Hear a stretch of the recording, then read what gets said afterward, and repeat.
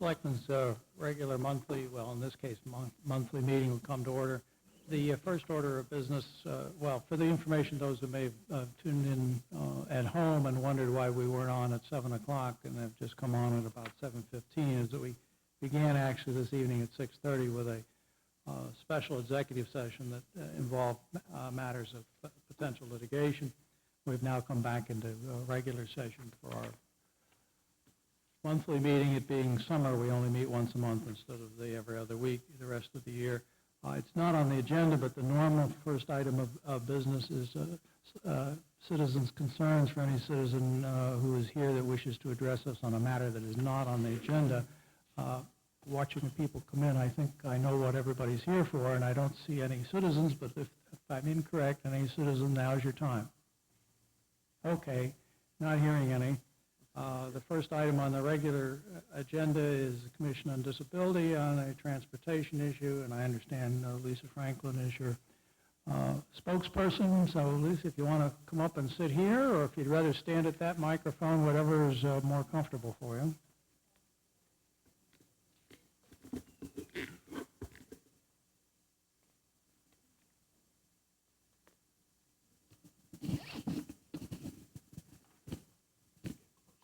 We ask people here to talk into the microphones, not so much so that we can hear here as for the people at home. And we stray from the microphones. They have a lovely... We should do it anyway for the people maybe attending with hearing problems. Yeah. We tried having our meetings in here and discovered that we couldn't deal with the microphones. None of us speaks loudly enough even with a microphone. For the benefit of the people at home and other people here that may not know you, would you please identify yourself and the members of your commission that are present? Okay. I am Lisa Franklin. I'm the co-chair of the Acton Commission on Disability, and just me tonight. Okay. Well, I can make this short. Ed, I know you want to talk about the MBTA ride, and you submitted us some information. The demographics on the disabled population, I thought, organized in a number of different ways, was very interesting. I've never seen all that information. Why don't you go ahead? All right. All of my other statistics that would have led to an actual presentation haven't come in yet, which is good, I think, because tonight I thought I would just sort of back up the idea that we need something like this, and then if you guys agree, I can continue to work on collecting the answers. The United Way, I don't know how many of you read the newsletter, actually identified transportation in the area as one of the major problems. So it's not just for the elderly and the disabled, that for anybody without a car or unable to drive, it's just, I can only deal with the people with disabilities. Ideally, I would like to have the ride be expanded here and do door-to-door. And after speaking with some Mass Office on Disability advocates, they assure me that that's not really the best way to approach it, and that what we really ought to be doing, and I'm in touch with a consultant who helps towns to do this, is to increase our local transportation. The Roadrunner and the Council on Aging come up with the money for them to have expanded hours, and then we could get into Concord and meet the MBTA paratransit service. So I guess that's what I'm working on now, is how much everything would cost and what would be the best option. I'm not sure. I wanted to mention that TAC also, I've spoken with them, and they also agree they would like to work on something having to do with some kind of transportation in town. The thought you were expressing before, as I understand it, would be to link in R2 vans with the ride, which comes out as far as Concord, in order to get people in toward the city when they need to. Right. And actually, just for simple round town transportation, that would help. Right now, the hours are limited until 4 o'clock, and they don't start early enough for somebody to get into a job.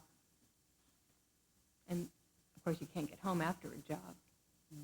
And there are people, even without employment issues, who would like to be able to go out and do something on weekends or in the evenings. And So I talked with the LRTA, and they say that, fine by them, that, if our town's willing to pay more, they can handle expanded hours. And Jean Fleming is also going to pull up some numbers for me to see how much it would cost to increase the Council on Aging van because of their insurance requirements, as well as needing probably another van and other issues. So. And I gather your mission here tonight is you'd like to get the support of this board for at least investigating these possibilities. Exactly, yes. Okay. Well, Is there I any think questions, you have a good point, and as far as I'm concerned, you're speaking to the choir. I happen to have two disabled parents who are in Robbinsbrook, and on Wednesday, my father has a dental appointment, having chosen a dentist in Littleton because that's where his dental plan is, or the people that have his dental plan, and what do you know, there's no public transportation Right. on our vans to Littleton, although you can get to Concord, you can get to Maynard, you can't get to Littleton. Yes, it gets. His solution is I will take him, but some people don't have that. And then again, you have a life, and the people who are the support system. It's also very difficult and demoralizing to have to spend your whole life asking friends, and I'm so bad, a bare acquaintance. It's like, hi, it's nice to meet you. You live in my neighborhood? Would you give me a ride to such and such? It's not how I want to be creating relationships. Mm-hmm. So I think that the real trick, obviously, is not just that we want to do it. We're going to have to do a lot of education, which the commission is already considering, to get the town to consider or realize how important it is, so that they're willing to back up any financial investment that we're going to come up with. Well, I suspect, certainly at least for me, Lisa, you'll probably get a very sympathetic here, but the fiscal realities are we'll have to find the money, and these are not good years. So the research and the case that can be made, I think, is particularly important. Yeah, that's why tonight will just be real quick, and I'm seeing this consultant who does this. This is what he does, is help towns figure out. And the commission's looking into, what the United Way can do, and I would like to be able to come up with several options of transportation so that we can all choose the best and the one that's the least expensive. You might put in our next packet, I'm pretty sure I know, but I'm not absolutely certain what the hours and the limitations are on the Roadrunner and the van. Okay. Currently, I know the LRTA is dispatched out of town, and the other is dispatched from the Council on Aging, and I know the COA agent won't go out of town. I think it's after 2 o'clock and shuts down at 4 or something like that. They're relatively small windows. Mr. Chairman, they are tight windows. We had some dialogue going with the LRTA a couple of months ago, and it fell through. But they were coming to us and asking us, would we take on the Roadrunner, because they're having trouble scheduling efficiently. And I know this board has seen that our van budget, our COA van budget, has gone into the red in the last year. So we were looking at an opportunity maybe to hire people and put on staffing, but that fell through, and the LRTA backed off. But we'll certainly, I think with this approach, we'll go back to them. And Don Herskovitz is asking to be reappointed here. We may well go to Don and ask him to see what he can do. Gentlemen, have any questions or comments for Lisa? Mr. Chairman, I guess my only comment on it, when I read this over the weekend, I was very confused about what you were asking for. Oh, well, I guess it was, I'm afraid like I said, I felt that we didn't have a specific proposal. Okay. And 15 minutes, I wasn't sure I could sell a proposal even if I had one set up. And they said, turn in any documents, and I'm thinking, what documents could I give you other than saving you from listening to my I have, if you want, I can come back and give you my whole prepared disability rights spiel. And I thought, oh, no, give it to you in writing first. And I think we're all very sympathetic to the cause, and it boils down to, you know, what are we doing now? What's it costing? Where can we go from here? Well, that was the other trick, is that all the papers that were supposed to be in last week haven't arrived yet, and they will be arriving eventually. And Okay, no, I think my guess is that what you're hinting at is something that will make Acton a better place, and I certainly support it. Needs a lot more details before we're willing to take a vote. Thank you. No, Mr. Chairman, I think we should definitely go forward with this further investigation and have a set of options that have some dollar numbers attached to them, and then make some difficult choices, as we always do at budget time. And Mr. Chairman, I just want to add my voice to underscore what you've said. I think it is true, this at least entire sitting board, I can't speak for Trey, who's not here, but would be very supportive of exploring this, particularly with the help of a consultant, to leverage any way that we can, LRTA or synergies with Boxborough or other Maine or surrounding towns. Be Okay. very interested to see what you can bring us. will do. Okay. I'll talk to the executive director of the advisory board and get the details on how the ride operates. I don't think that we have much chance of getting it extended here, but their pattern of operation might be I'm interesting. working with an advocate from Mass Office on Disability who happens to have a parent living here in Acton, even though she lives in Concord. And she was investigating for me, and she called me back to say that she spoke with Bob Rizzo and was getting some information about what, if anything, you can actually do with. I ran into somebody on the senior van last week who said that when she was on this board, and I'm not sure who she is or when she was, she said they tried to work with the MBTA also and just got, overwhelmed by the amount of stonewalling that agency does.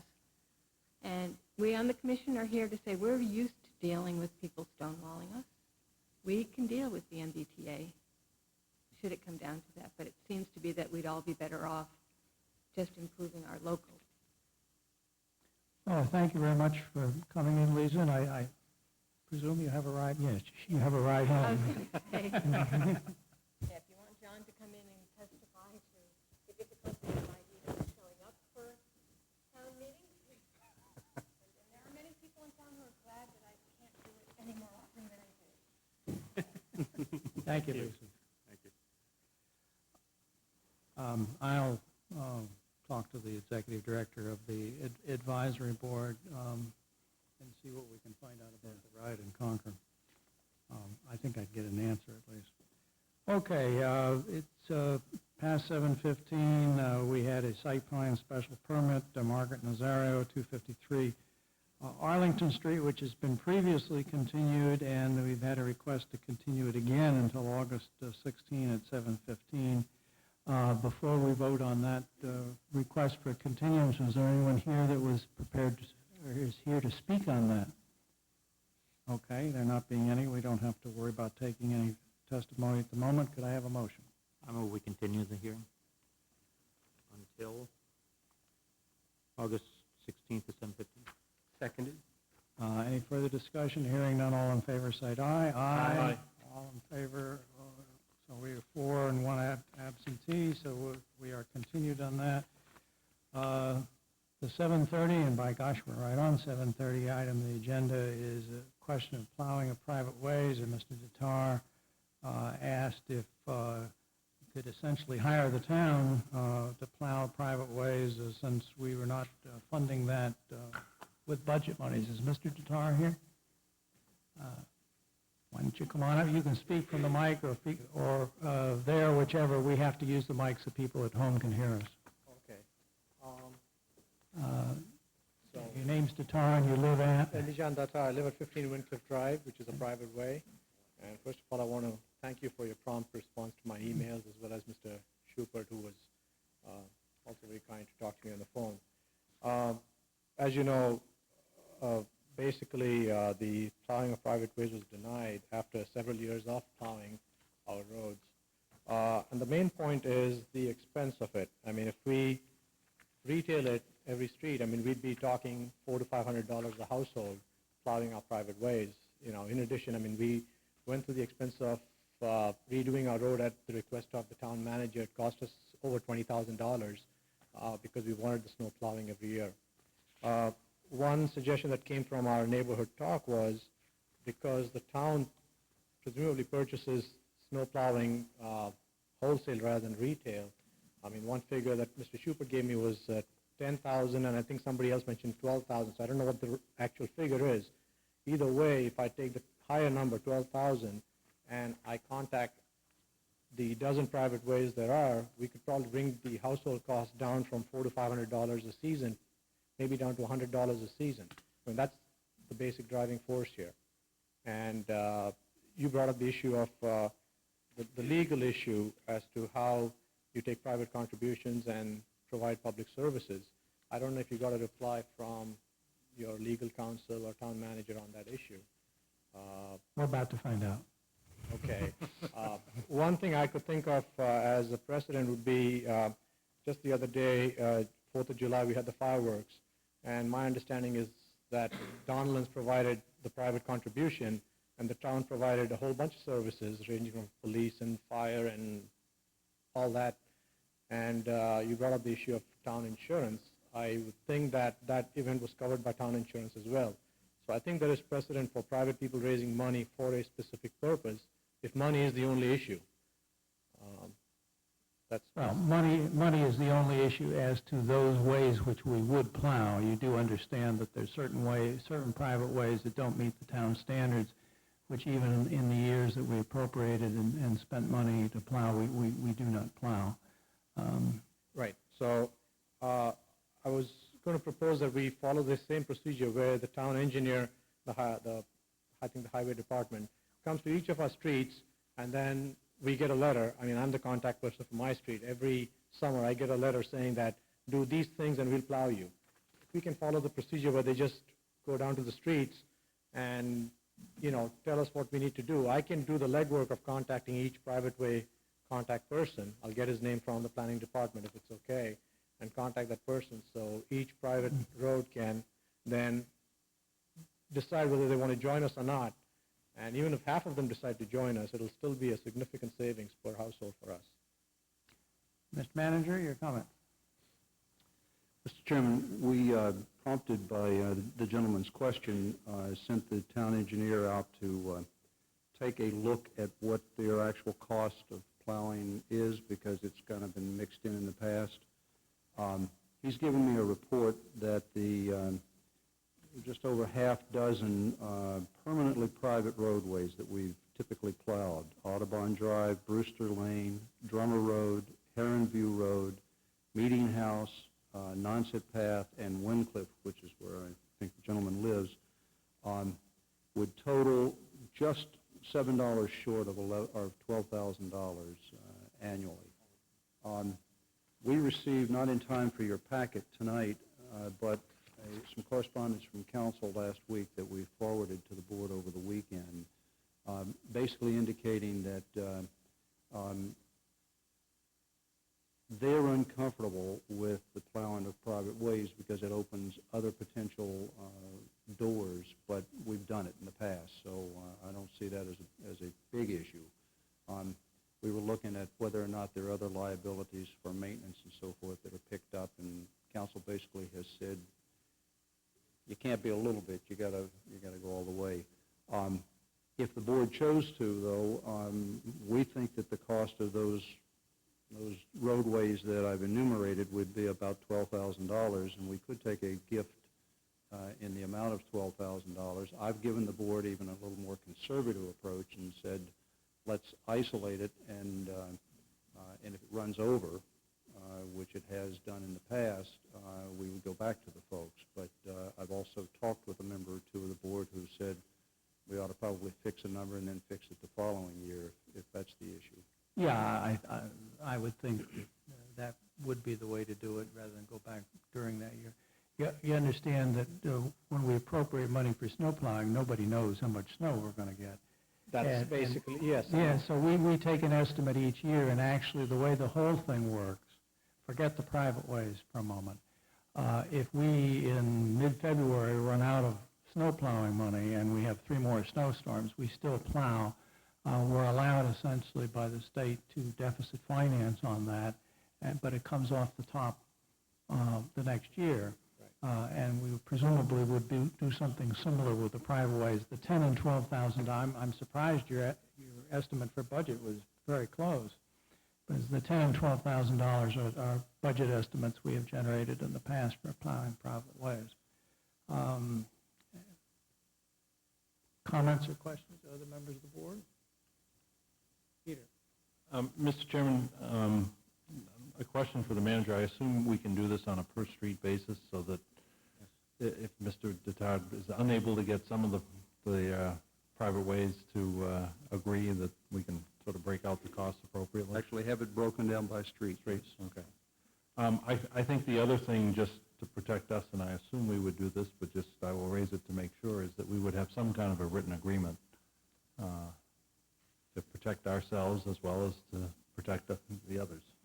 I think we would expect that. We would expect probably to go through the same process that you go through annually anyway to determine that catch basins have been cleaned Right. and there are no obstructions and that sort of thing. But I'm talking about a written agreement in terms of ensuring that Yes. we get paid and that if there's a shortfall, we'll get paid in the following year. In the municipal side, we call it cash in advance. Actually, we do sign several sheets of paper every year. Right. There's 13 questions or so that I have to fill out every year, so I presume those questions still stand. And the only Probably find 4 or 5 more by the time we Yeah. get done. Bob, did you have a comment? Yeah, Mr. Chairman, thank you. I guess the only issue is that snow plowing, or the issue that I wanted to raise was that plowing, snowfall is variable, and what I would assume, there's 2 ways to handle that. One is on a if you paid per snowfall. The other is to take a wild guess and pay your thousands of dollars, and if it goes below, we've won. If it goes above, we've lost. I could sort of guarantee, at least for my street, that if it went over, we'd pay the difference. Either way, we'd come out significantly ahead. If we contracted with somebody down the street to plow us, which we did before the town started approving this, it was very expensive. And since you get the wholesale price, even if it goes over, we'll still come out ahead. Yeah, well, $100 per family is small compared to what I pay for one house for my driveway. I guess I would favor a single payment, and then maybe we win, maybe we lose. But if we've made a good estimate. No, we can make sure the town doesn't lose. We'll start with the 12,000 prorated number, and then if it goes over, we'll write you a check for the difference. Well, that would be the issue. Would be a prorated number in which you get money back. Right, and you can put that in the agreement that if the cost is more in April or May, we'll send you a check for the difference. I think I'll not pursue this for you. Walter. Thank you, Mr. Chairman. Just briefly, I would be supportive of the approach. My concerns are making sure that there isn't any further administrative burden on staff. I don't like the idea of paying per, which is how I do it. I'm on a private road that doesn't get plowed. Is one of the many streets that doesn't, but is a private road. And so we all pay our own.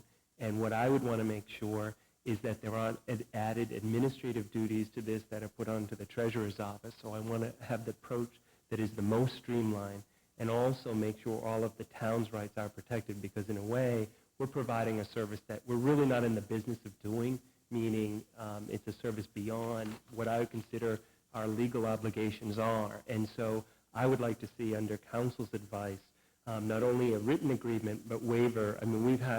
We had issues here before this board with other individuals who's saying that there was too much salt and they plowed it too far on somebody's driveway. And I, for one, do not want to get in litigation with some private landowner because the edges of their lawn have been burned in the middle of winter, which happens in every New England town.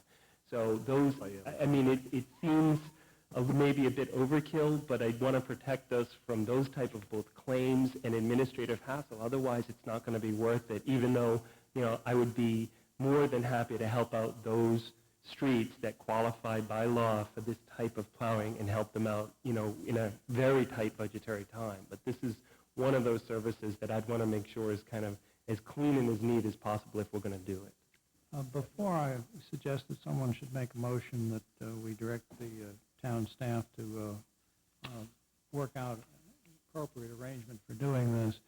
I just offer you a word of political advice. We have some years plowed private ways as an appropriated matter. When I first came on the board, we did it routinely for a number of years until the bottom fell out in the end of the 80s, and then we stopped for a few years, and then when things got a little better, we started, and now things are bad again, so we're not. My political judgment is if we enter into a pay-as-you-go, if you will, for plowing public ways, and we do it a year or two, town meeting will probably never go back and appropriate money for it. That was the concern that we had also, and I would hope that doesn't take place, but, but, I mean, we're sort of hoping for the best, and I just want you to realize that there is a political reality there that might or might not play out. yeah, we did discuss it, and we sort of chose this as the lesser of two. Okay. I would suggest someone might want to make a motion to town manager to see if he can work out a suitable arrangement which has as little overhead administration as possible. So moved. Second. Also, one more point. I mean, based on what you just said, maybe it would be better if the town manager sent each of the private ways that are in this a letter saying that this is your cost. I mean, initially I said that I would do the legwork, but if you have the price for each street, they can individually sign agreements saying that we are willing or not willing, and then I think that's probably the way to go. You don't want to broker this No, with I a don't whole want this. bunch. Okay. We have a seconded motion on the floor to investigate this. I understand that the town manager will bring back the final proposed arrangement for our review, and please make a note to let Mr. Dutar know, because I'm sure he will be interested, and you might want to check with the other streets. They may want to come in too when we have that session. when would that be, do you know?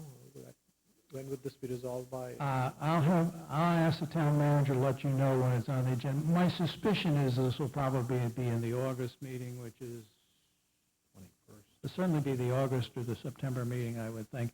But we'll have someone contact you with the date and time, and then if you want to invite the other streets, we'll leave that to your discretion. Okay. All right? Everyone, I think, knows what the pending motion is.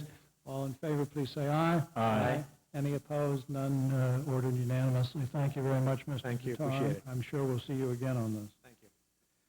Okay, amazingly enough, we're again on time for the Makaha liquor license hearing, and I see the owner, who unfortunately is getting well known to the board, and his new attorney, Mr. Fenneman, who presumably has got the file by now.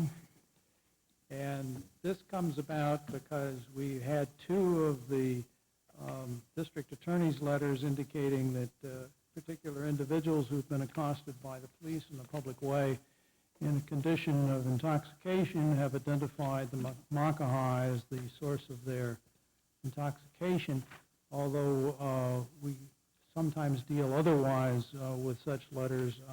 The board's concern was that the Makaha is the institution, unfortunately, in town that we have most often, at least in recent months, been,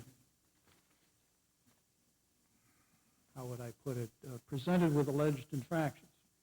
And we had, with its prior attorney, worked out some remediation previously, which involved police supervision, or, well, that's not a bad right word, but police presence, I guess, and some other internal steps.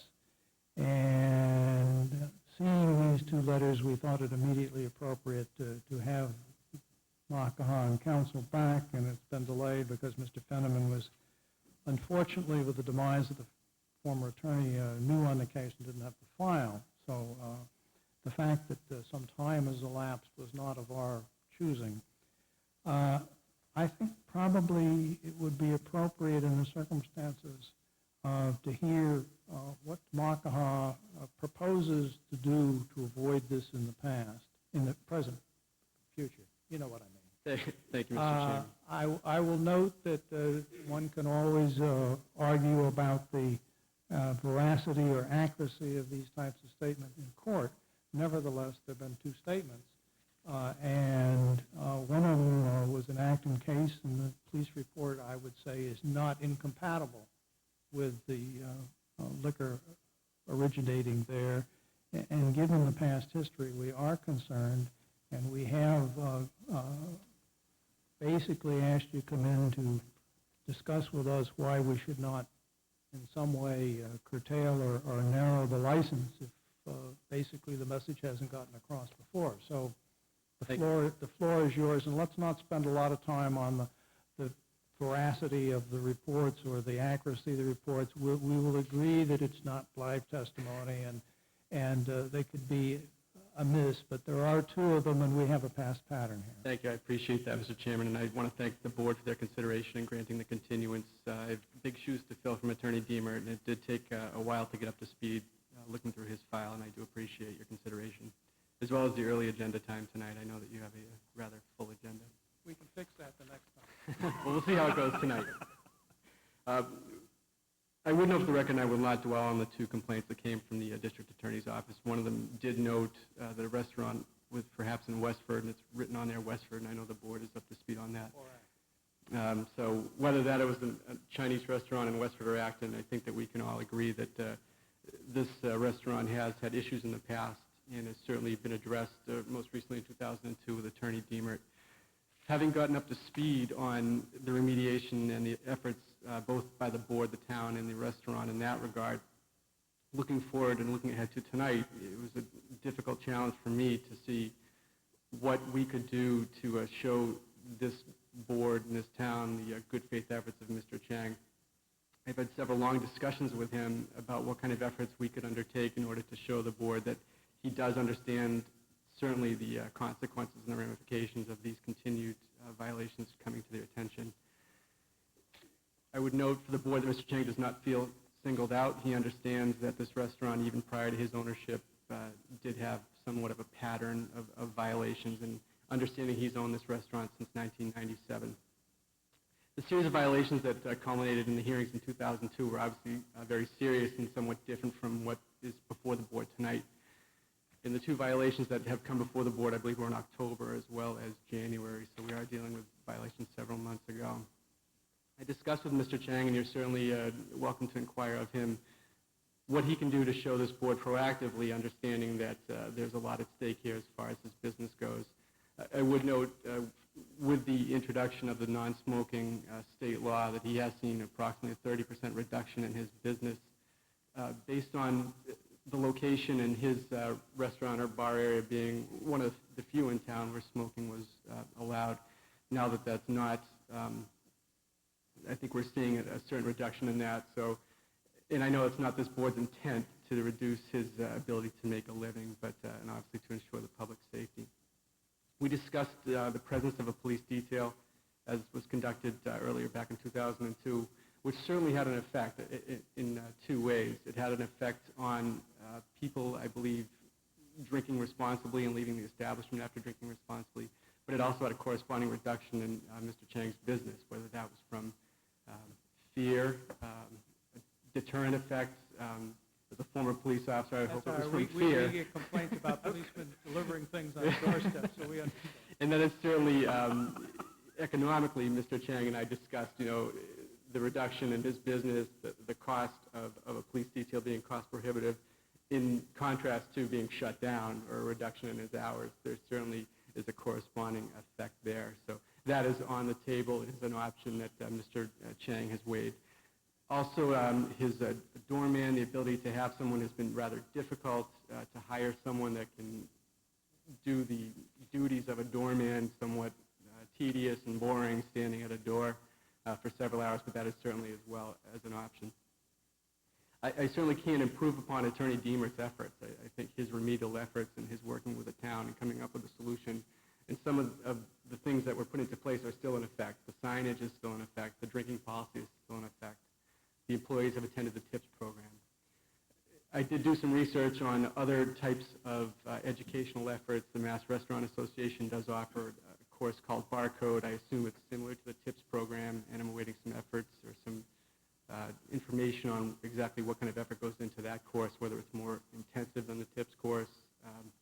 Certainly cost is not an issue there. Mr. Chang is willing to send his employees to that and to what other the Liquor Liability Underwriters Association offers as far as education goes. beyond education, I think we can educate the bartender. We have the same bartender, Mr. Tam, has been there as long as Mr. Chang has. So we're not dealing with an inexperienced bartender. So is it a cultural, is it a restaurant, a business type of atmosphere that's causing these violations to occur? I don't have the answer to, and perhaps as well, I've looked into hiring a consultant for Mr. Chang who can explore the pattern that has gone on with this restaurant, not just during Mr. Chang's tenure, but also during the tenure prior to his purchasing the restaurant. I know this town and this board certainly wants to work with Mr. Chang. They're not into shutting down businesses, but understanding the board's necessity for public safety as well. And balancing those is difficult. But I bring before you, Mr. Chang, we spoke just before walking in here that he does not want this to be adversarial in nature. He wants to work with the town. He certainly has business interests, economic interests, as well as he wants to be a good presence in the town, and he continues to try to do his best at that part. And I would allow you to inquire of Mr. Chang if you'd like.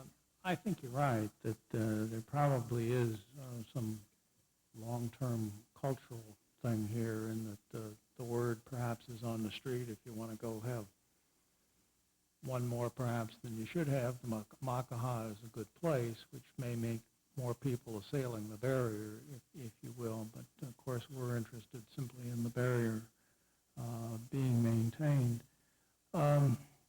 Chief, do you have any suggestions that you'd like to offer?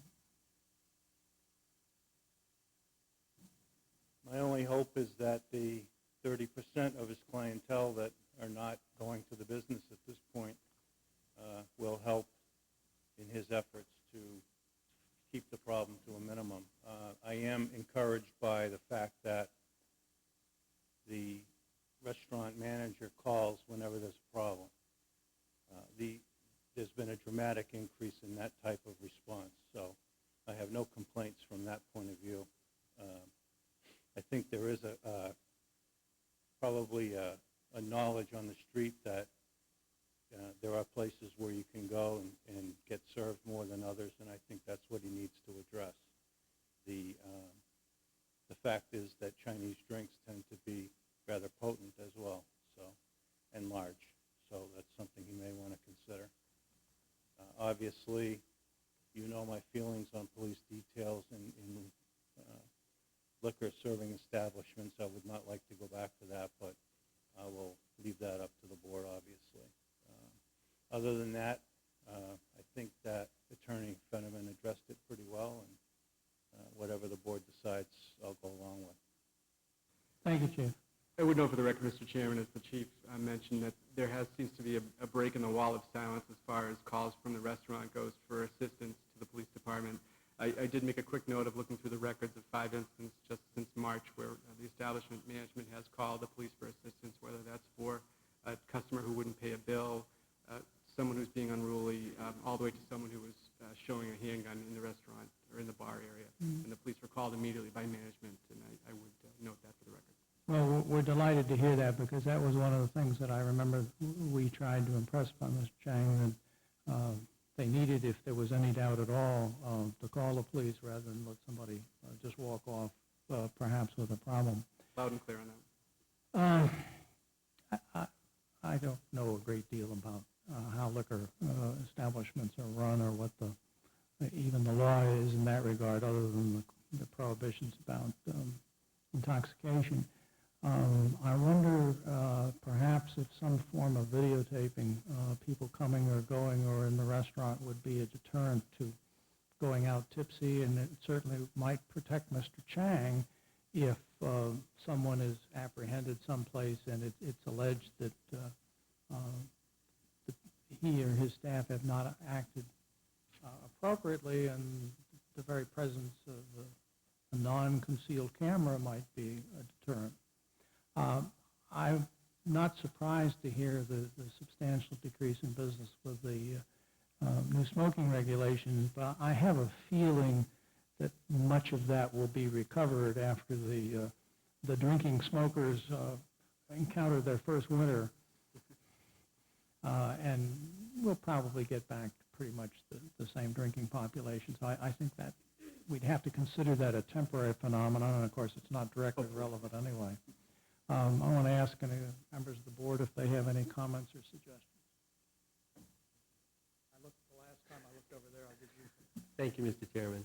I have a couple of questions and then some feedback for you. First of all, could you tell me the status of the license before the ABCC? As far as my knowledge, I'll let Mr. Cheng comment that there's no pending open case before the ABCC.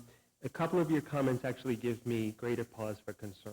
The fact that the same policies are in effect and the fact that it's the same bartender after what I thought were extraordinary measures that were taken, just shy, because I will be very frank with you, I'll probably be the strongest advocate about hitting exactly Mr. Cheng's wallet to shut him down, because I don't believe that there's been enough progress being made, not from any economic, if you will, punitive aspect, but I think this is a real safety issue. And when I looked at these two reports, and granted, again, not getting into the details of those, I'm glad to hear that there are more calls being made, but I am of the opinion that it is something either larger cultural or an image that you've gotten. So I like the idea personally, although I don't think we have any jurisdiction to do this, of this consultant.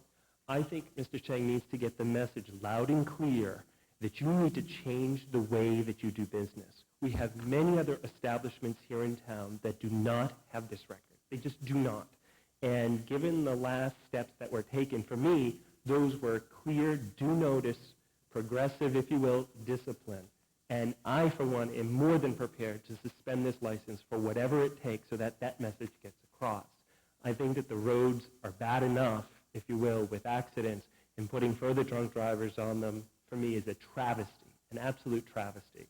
So having said all of that, I would like to see something, again, in the spirit of compromise go forward that goes well beyond, and in fact, I have real concern that the policies that you've put in place, the same bartender, that may not be working. So unfortunately, I'm convinced the other way that something more needs to be done.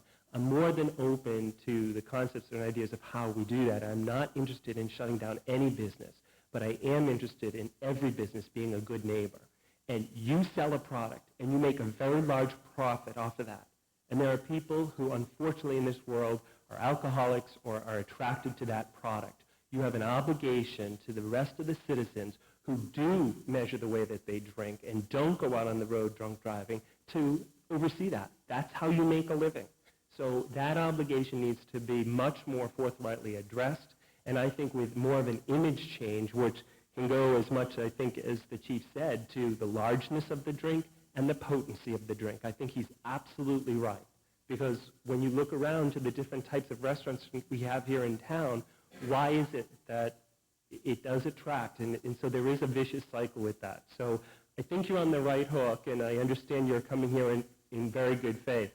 I don't feel that way in the sense of, for me, it's going to take some pretty serious sanction in order to get this restaurant to the next level that I think it needs to go to. Thank you, Mr. Foster, and I certainly appreciate your comments. And I would just clarify that Mr. Tam is not the only bartender. But Great. I That's understand good he to does know. still Okay. work there. Okay, so Mr. All The right. policies that are in place from 2002, I believe, were put together with this board's input. And again, that's where I thought, instead of the licensing authority and defense counsel and the person who obviously has a stake in the interest here, to have an outside third party look at the policies of the Makaha, look at the history of the Makaha, and develop some sort of proactive approach so that Mr. Cheng does not appear before this board again for punitive action, understanding that that's certainly the escalation that seems to be going here. I would state for the record that Mr. Cheng certainly understands the magnitude, both from personally and from his wallet, on the 2-day suspension that was served back in 2002. He understands the consequences and he understands the economic impact of a suspension, which is why he came here tonight and purposely said to me, I don't want this to be adversarial, I want to work with the town. And if that involves spending a good amount of money to hire someone who can study the history of this place, the policies and procedures of serving alcohol, not just from the Makaha, but in a global sense, perhaps, maybe we can all learn from that. That certainly is going to have an economic impact on Mr. Chang, and he certainly understands that. But I appreciate your concerns. Do you have somebody in mind in that regard? I found someone through the Mass Restaurant Association. He's based out of Florida. I'm trying to find someone perhaps based out of New England that could. It's very easy to do something through the mail, and I don't want to do that. I want to have somebody on site that can perhaps work with us to develop whatever policy. If we were to pursue that, I'm sure we would want to review the CV. I would absolutely provide a CV to the board and would certainly recommend at your next meeting, if that's possible, to have that available for the board. Don't trust those consultants, do you, Mr. Chairman? I worked with too many. Only as much as lawyers.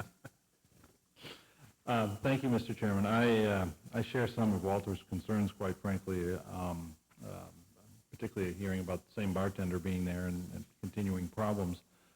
One question I have for Mr. Chang, though, is, and I think, Todd, you sort of referred to this in your comments, you do not at this time and have not had under your employ a doorman or I guess what I would call sort of a private security person?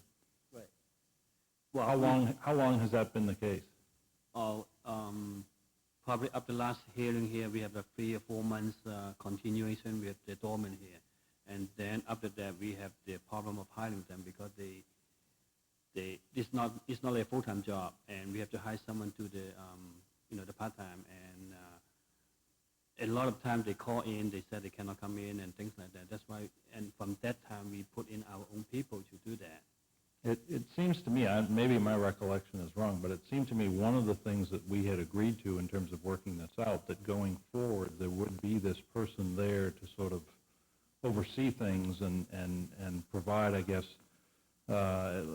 maybe not the same level of enforcement, that's not really the right word, of having an actual police officer there, but at least a similar type of protection for you as well as for other clients. And to me, that seems to be, I think, a more than adequate solution.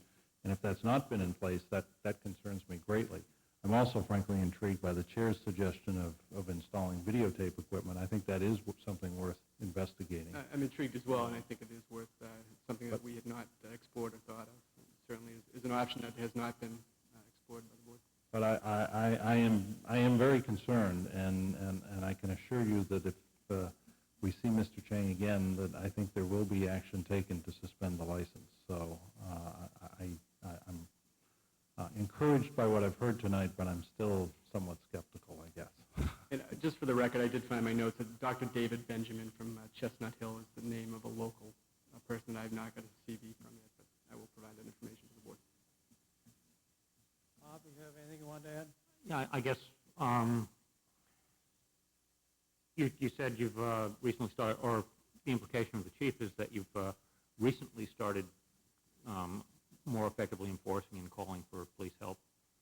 That's since these incidents, I take it? It is, and just looking through the records, Mr. Johnson, I just picked out the most recent 5, and there was 5 from March up until June of this year, where management has called for assistance from the police. So it sounds like some change is taking place. My guess is that if you really enforce the rules as, and the tips training and everything else as it stands, and took that seriously, you could avoid the problem. And the fact that there are these incidents occurring implies that they're not quite being taken as seriously as they could have, and at least I'm seeing some sort of a change here. I like some of the creative solutions I've heard. I do as well, and I do believe what was implemented in 2002, perhaps now we're looking at perhaps an 18-month review of that. And while those policies are in place, I do believe we need some sort of a paradigm shift in order to maybe effectuate solving this problem instead of just putting a Band-Aid over it every 18 months or so. I agree with that statement. No further questions. Chief, you have something you want to add? Yeah, I would just like to mention that about a month ago, I sent the board and I sent every liquor serving establishment in the town a videotape about underage drinking and ways to combat that. And I hope that Mr. Chang took advantage of it or will take advantage of it in the future, because that's also an important part. Not that there have been problems with the Makaha in that regard, but I want to make sure that all the liquor serving establishments pay attention to that. And we are there if they have any questions. I was a little bit disappointed that it didn't cover that in the videotape, but I guess one issue at a time, that it didn't cover the over-serving, but that was not the point of the tape, so I'll have to find another one.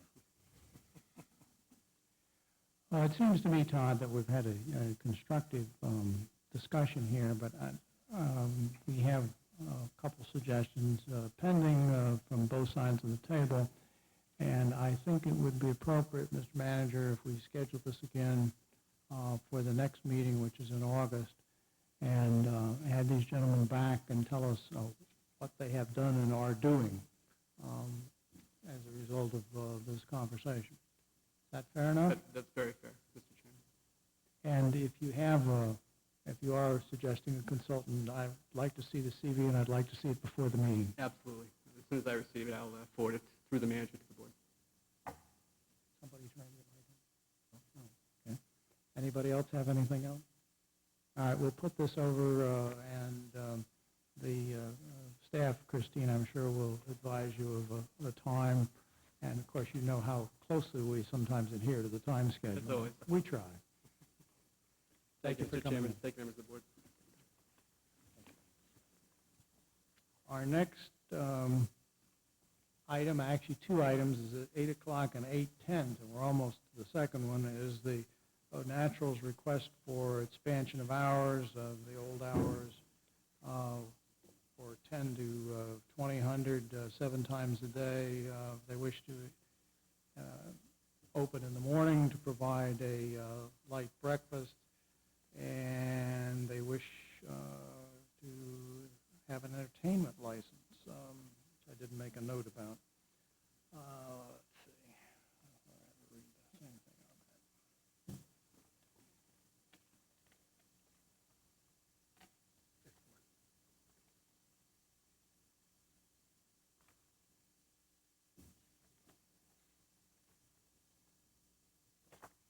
They're looking for live entertainment one night a week. The special permit does not prohibit that. Okay.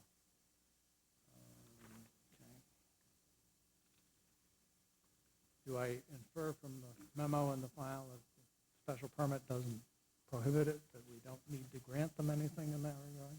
I think it's simply that the special permit did not restrict it, so there's no further comment. Okay, so you're going to start off with one up right away, okay? But let's hear your pitch on the, well, first identify, so I know you. Yes, sir. First identify yourself, and then let's Right, talk about your hours. I'm Mac McCabe again this month, and I'm the president of Naturals. I'm down from Portland, Maine tonight, and I came and did what I thought a very brief presentation last time, and I promise I will be equally as brief this time. We've been here for 16 months. We love this community. We think we're good citizens. And one of the feedbacks that people get, because they're very particularly interested in the kind of food that we have, is, God, couldn't you have some really good organic coffee and some natural baked goods early in the morning? In fact, what happens is that we often have mothers of preschoolers who come in when the doors are unlocked just to be in our little Thomas the Train area and hang out there. We have been, I think, religious about concerns about the abutters, and I don't think we have ever come close to touching any of our restrictions about delivery from 10 in the evening to 6:30 in the morning. Pursuant to your request of last month, I personally wrote a letter to the residential abutters and telling them exactly what we planned on doing, why we thought it was a good idea, and inviting them to join us. And is there any member of the public here that wants to speak on this? Seeing none, you want to open it, I did make a note of it. 7 a.m. So you want to change? Civilized. Well, Some people. Yeah, to some people at some times of the year. It seems like a very straightforward request. Just out of curiosity, what's the entertainment that you're considering? I brought Jody Kick along just to fill that in. You know, we often have either, because we are a community gathering spot, occasionally people approach us, and it would be non-electronic, acoustic, you know, soft Higher music, technique. mellow, no hip-hop. And frankly, an agent has approached us who has, you know, emerging talent who, you know, wants on occasion, this isn't a nightly thing or anything like that, but a series of sort of Thursday nights. We do about 65% of our business at lunch, and dinner's a little bit quieter, and it's an opportunity to sort of be a community gathering place where a little soft music could be heard. Sounds like fun. Anyone on the board have comments? I have one question. Yes, sir. If you open at 7 a.m., Yeah. when do you anticipate the first employee, not the first patron, but the first employee will be on the site? Well, I would guess, we haven't quite figured that out, but I'd guess around 6:15 or so. The kind of baking that we're doing is more, it's not scratch baking.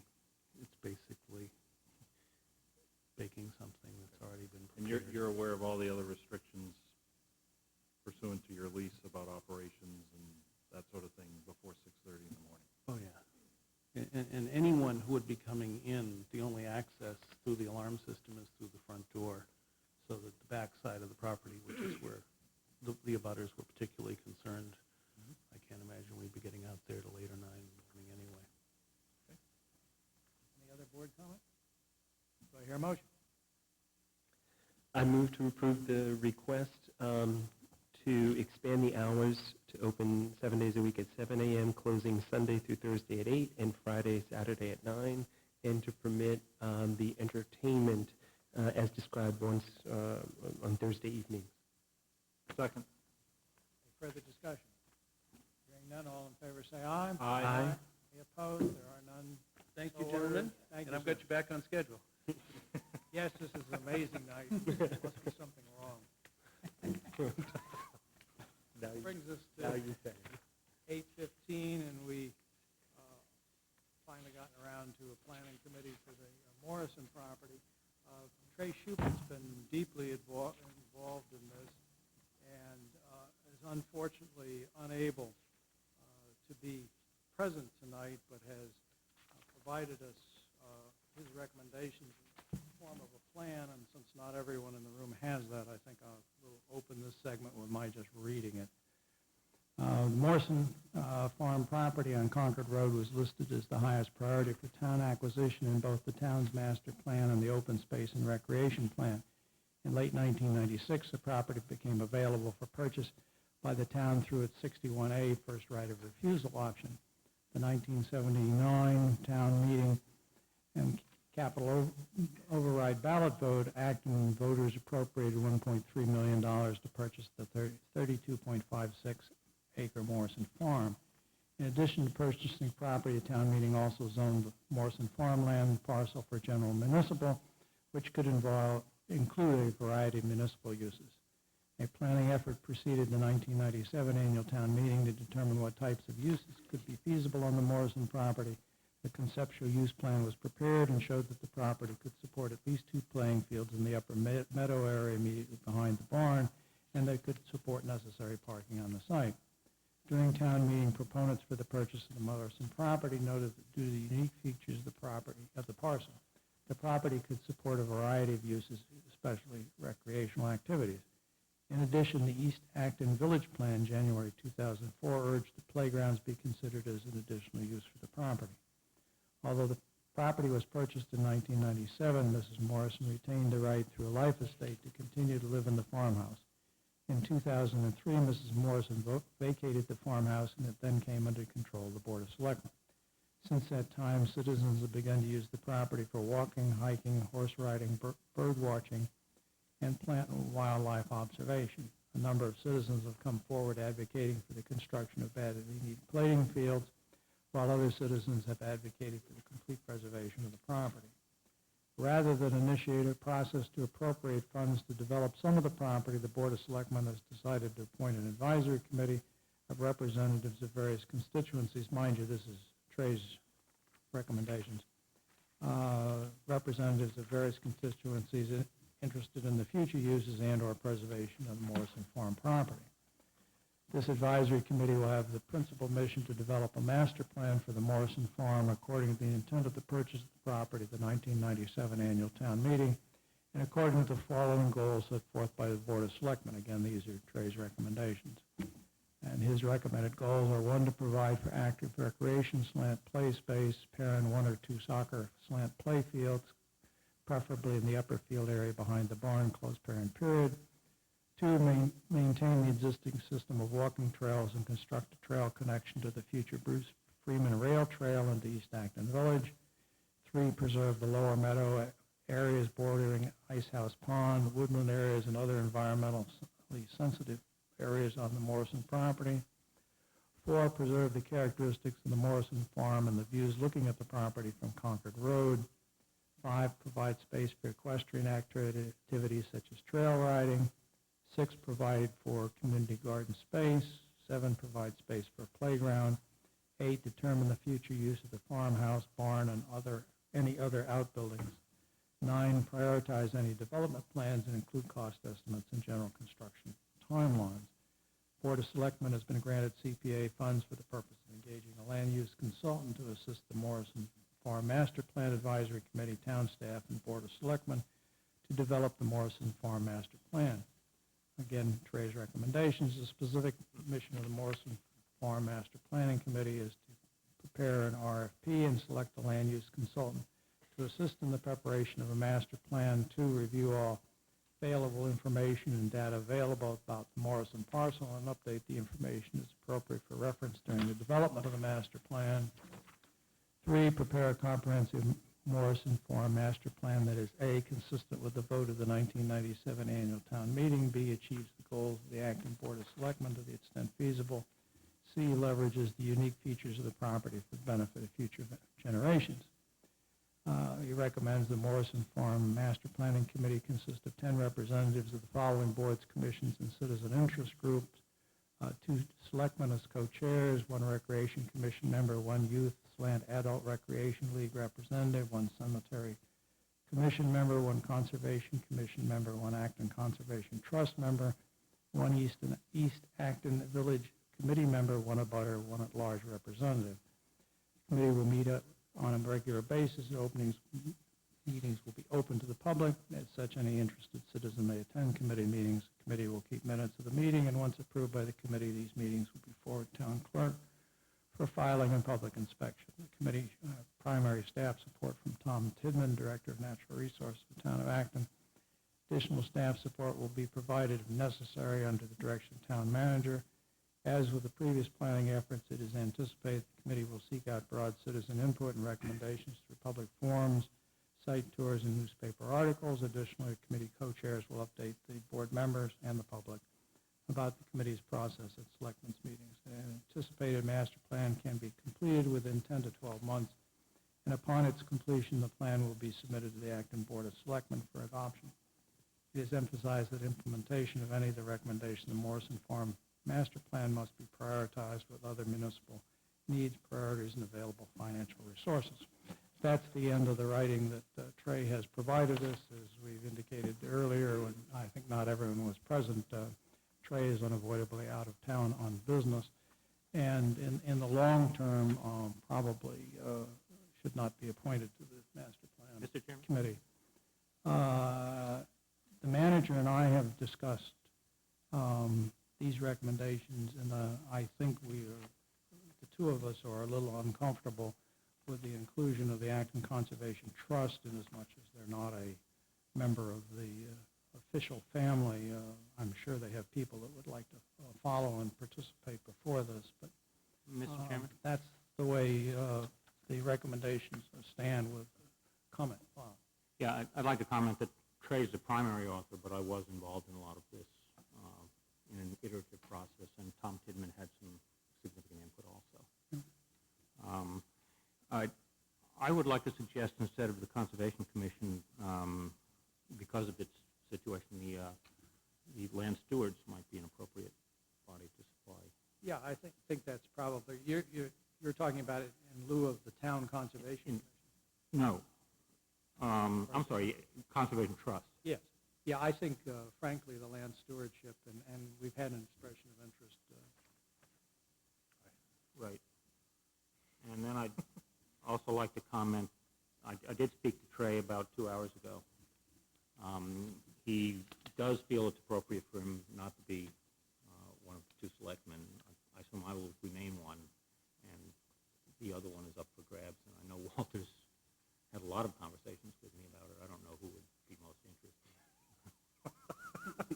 Walter calls me whenever. Well, Don't look and start ducking, Walter. I think before we partnership, we ought to discuss the general. Yeah, right. This is presented as a paper in the past tense, of course, but it is actually a recommended document.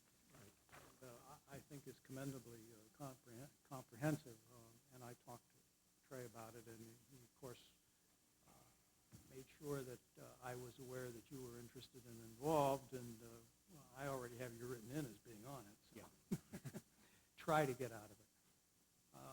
And I've basically made my comment, and I would gather by your substitution that you agree with it, so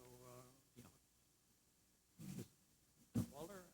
Thank you, Mr. Chairman. I had a couple of comments. I did talk with Bob earlier today. The one thing that I will note is in terms of the composition, I thought it was kind of large. 10, I thought begins, but I also, I think, and I commend the effort, it's trying to be inclusive. I think that that's the reason why it gets to that number. And that I don't have a problem with. The one thing that I will say is that as the liaison to the CPC, this project most likely will end up going back to the CPC for any funds. And there's at least, I think, 2 individuals who expressed an interest to sit on this committee. And I think that that makes sense. Now, some of them fit some of these other categories. So, for instance, Catherine Coleman has sent an email to the board saying she's interested. She's also a neighbor. So she could fit either under the abutter, but there's been a few people that have expressed that. But I do think it makes sense where an individual from the CPC is represented on this committee. They will then be kept informed as a direct liaison that I think would be the funding source for anything that would happen underneath that. I suspect that's true, but again, if we're asking for representative committees, and that's certainly appropriate, the committee has the ultimate decision, and I would expect that they would come to the same conclusion, but I would hesitate to name particular individuals from standing committees. I think the committee should make that decision. Absolutely, absolutely. I agree. I just used it as an example, as an expression of interest, because I think that there are other individual members as well, I think, who have a keen interest in the project. There are a lot of people that are interested. The other part that it would just a little language smithing is that where it talks about number 2, again, the goals of the committee is review all available information and data available about the Morrison parcel. I would just add in there, and the contingent parcels. This is number 2 on page 2. The very bottom. Oh, well, there are 2 number 2s on Sorry. page 2. Sorry, I was, and I wanted to... And Morrison parcel and... Contingent parcels. Contiguous? Contiguous. These are not Okay. contingent. Thank you. I was about to ask you what What are those? what we were planning to buy in addition. Mainly because the scope of it, I think that, to me, at least very clearly, the Bruce Freeman Rail Trail will come into being at some point. The other is the East Acton kind of park plan, which was its own separate proposal. And obviously the Concord Street field, which is, in a sense, right now on cemetery land, that to make sure that it is all of the contiguous parcels are commensurate with whatever that plan. I would want to make sure that scope is here. Having, I think, signed the papers where we borrowed that field from the cemetery, I think I would have to say that it is cemetery land unless something else happens. Right. That is the temporary recreational field. Right. And that's... We had to more or less swear to that on several gravestones. if not multiple. Yet to be constructed. And the only other thing that I would say is more just again on the language is the timing, as I think this committee is aware because this was a project that put forth basically in one of the municipal projects to the CPC. There's been a lot of work that's already been done that I imagine will be either capitalized on or thrown out if it's of any use. But my sense of the timing here, particularly, and I'm looking at funding cycles, it's anticipated can be completed within 10 to 12 months, but I actually think that time frame could be much shorter and accommodate the public thing. So that was, to me, I mean, that can be decided by the committee itself, but I think sometimes if you set a deadline, people expand to fill that deadline, and I think if you give some contours to the deadlines. Yeah, I had a similar thought. I thought we might want to make a deadline for a report to next annual town meeting. Yeah, Of course, may I comment? I did speak to Trey after I spoke to Walter, Walter raised the issue with me, and Trey's response to that was the RFP itself will probably take about 90 days from the time you start working on it to the time you've got somebody hired and working on it. Well, that's true, and you might Yeah. not be done by the next annual town meeting, Yeah, but and then you would be inclined, in fact, gun would be held to your back to get up and say, here's where we are, folks, and Yeah. here's when we expect to be done. That's why I think town meetings are nice deadlines. But I was pleasantly surprised by how much work the consultants or the interns did working on it. I think it was Tom Tidman. There's reasonable pieces of a plan in place. A lot of survey work has been done already, so this might go relatively quickly. Yeah, I think that we have to err on the side of including a lot of members of the family, but will be a large committee with a diverse interests. I mean, the larger committees, when you're focused on building a single thing, which a couple large committees that come to my mind have, work pretty well because everybody's literally working on the same page, and I suspect that will not be the case here. I think they're going to be, and hope there will be actually, competing interests. But I don't see why it would take any longer than is proposed. And as I say, I would very much like to have whether you want to put in language, we'll make a report to the 2005 town meeting, or whether perhaps a tad unreasonably we say will be completed by then. Yeah, I think that's a good goal. I agree. It's a good goal, and it might be doable depending on when we. Yeah, we have to move along on the consultant, but There's not that many different pieces to make decisions over, actually. Peter, you look like you were about to say something. Well, I have several comments to make.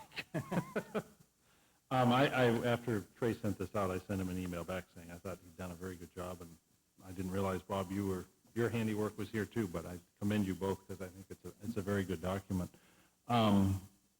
Two comments. One is, and Walter alluded to this, I don't think it needs to be made a separate goal, but I think, at least I know when Walter and I were sort of working on this, on the CPC end of it, to get the original funding, there is an issue related to cemetery property, and there actually is yet another piece of property that's kind of in there that the ownership and the control is a little bit in doubt, and I think that issue absolutely has to be part of this effort, because I think it affects maybe not the recreation space, but where people park, and ultimately it will affect, I think, when we have to give the other property back to the cemetery. So I don't think we need to make that an explicit goal, but I think certainly the two selectmen who are going to be representatives on this committee need to be aware of that issue. I suspect Tom is aware of that issue, and that just needs to be dealt with. Yeah. This is that parcel. It's not. It's the triangular parcel, which is called, I think, parcel either A or C. I always forget. And I have had conversations with Bruce DeConin about it, who's a cemetery commissioner, and provided him with some material that actually Doug had come up with. But I'm heartened to see a cemetery commissioner is going to be on here too, because I think that's real important, because I think that'll also move this issue forward. The other suggestion I was going to make... Might also make them more interested in perhaps contributing a little money. Well, maybe. I was actually going to suggest cutting the membership down to 9, because I always like odd numbers. Well, it does break time. It does break time. The other option would be to add Tom as a voting member and make it 11, since you're going to have staff assistants there. But, you know, you've got both a Conservation Commission member here and a Conservation Trust member. I think you could fold those into one and maybe have it be a Land Stewardship Council member. I don't care, but I think you've got interests that are somewhat aligned there. Maybe not, I don't know. But I always do like having committees with odd numbers. I'm reluctant to have staff as a voting member because I think it puts them in an awkward position. Because you have a division of the House. They serve both sides of the Right. House. No, I agree. Called on to vote with one side or the other. I think they will not break ties. I agree. Then I would suggest we go with 9, unless others feel differently. The other suggestion, or the other thing that's not in here, is I assume that whoever the two selectmen are will come back with a recommendation in terms of the at-large and abutter representatives. Yes. That's normally how we handle it with these kinds of committees, but Yeah, I think that as the co-chair selectees, if you will, until it flies, they ought to choose those people. The family committees will choose their members. Yeah, it's possible the a butter might be one of the others also. That's one of the ones that's quite possibly overlapping. well, you might have, I would assume, an East Acton Village Committee member might be also an abutter. Yes. You're an abutter, so that's potentially 3 abutters you might have on the committee. Stack committee. So those are the only comments. I mean, I agree also with the time frame. I mean, I think an awful lot of work has been done on this, and I think, I think the first order of business ought to be whether we even need a land use consultant. I mean, I think we probably do, but we ought to even investigate that option in terms of, given what's already been done, whether we think we really need that. Well, as you heard, I would like to add someplace grammatically appropriate, and there'll be a report made to the Town meeting. annual 2005 annual town meeting. And if you're not done, you're not done, but so be it. So, any other board comment on this proposal as we've hacked it up today? I would suggest the second, before the last paragraph, just adding a report shall be made to the town meeting whether or not the project is complete at that time. I was sort of assuming you were taking notes since you're going to be one of the chair. Yeah. Public comment. Yes, sir. Would people that come to speak, please state your name and street address. Hi, I'm Jim Snyder-Grant from 18 Half Moon Hill, also speaking as the chair of the Acton Land Stewardship Committee. Since that was mentioned in your conversation, I just wanted to reinforce our willingness to provide a person for the committee. We've had at least one volunteer already from our group, Linda McElroy, previous chair of the Conservation Commission and the first chair of the Acton Land Stewards, who would be interested in serving with this group to help plan for the use of the Morrison property. And we're happy to provide our experience at working with both meadowlands and wooded areas and issues around public access and use of municipal property. You know, based on his comment, I looked down and the third line there is Youth Adult Recreation League representative, which is certainly not part of the official family. I would expect all the leagues would be very interested, but if we were interested in going back to 9, I would include land stewardship and take them out. Yes. Hi, my name's Maya Spies. I live at 47 Piper Road, and I'm sure you all know me very well because I've been know your email. Oh, your emails, yeah. been communicating with you since last October, I think, on the Morrison property. And I'd just first like to ask a question, is what is the basis on which you are choosing the groups that you are envisioning being on this committee? What is the basis? How would you explain the basis on which you are selecting the members of the group? We're looking for representation from standing committees of the municipality that have appointed and selected by this group who have functional interests in the property or geographic coherency, recreation, cemetery, conservation, East Acton Village, and land stewardship.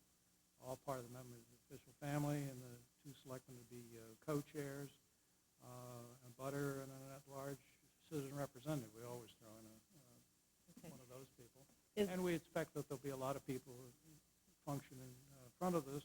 I'm sure if you're not on one side of the table, you'll be on the other. Well, I don't see it as a us versus them or anything else. I think we're all trying to, reach a happy solution to it. But the reason I ask that question is because all those parties, yes, may have some very valuable insights, input, but I suggest that there are other entities that in fact also have valuable input. And I would like to know how you can assure that this advisory committee will invite in a very formal way, I guess, a fuller spectrum, perhaps, than what they can represent themselves. Because the implication of the membership of the Master Plan Committee, as you have explained it, it's as if those entities are the ones who will be essentially, they're the ones that have the most active interest, perhaps, in the use of the property, and therefore certain decisions have already been made. And I'm wondering how, when those representatives are on the committee, how in the world can anything be decided in that kind of format? I have ideas, but I just think that it's not. No doubt. I mean, I'll ask you. I sent an email, which I trust you got copies of, saying that the actual function of the committee should. Did you or not? Well, I had about 4 or 5 emails from you. I can't. No. I mean, just this past Friday or something. Oh, yeah. Well, in So it. very, very frankly, we don't like to appoint people to committees that come with an agenda. What is my agenda? Yeah, I mean, I assume you're talking about me. Yeah. What is my agenda? Well, as I understand your agenda. As you understand it, yes. I understand your agenda is no development at all in the Morrison Farm, and the town meeting was wrong for the purposes for which it bought it. I have never said that, written that, or even thought it. So I do not understand how. All I can say is that your emails conveyed that impression. However, May I state what my certainly, point of view is, just for the record? My point of view is that there ought to be complete and unreserved balance in representation without any preconceived notions. And right from the very beginning, I've been told, oh, well, it's given that there are going to be 4 recreation fields on this property. That's what I was told first. And then, I mean, not only I, but the people who toured the property. And, I mean, these were givens and understanding, and I think that's fundamentally unfair. If you're going to go through the mechanics of having a master plan committee, which I feel is a very generous gesture of the town, because certainly as municipal property you haven't need to do any such thing. But I think it's a complete sham if you don't have very one of the goals. representation of, for example, one entities that are absolutely no accommodation is the current users. There are scores of people who have been using the property since 1997. You don't even know who they are, and the committee will never find out the way it's conceived. That's all I'm saying. My only agenda is that the town not lose a farmness that everywhere else in town has been lost.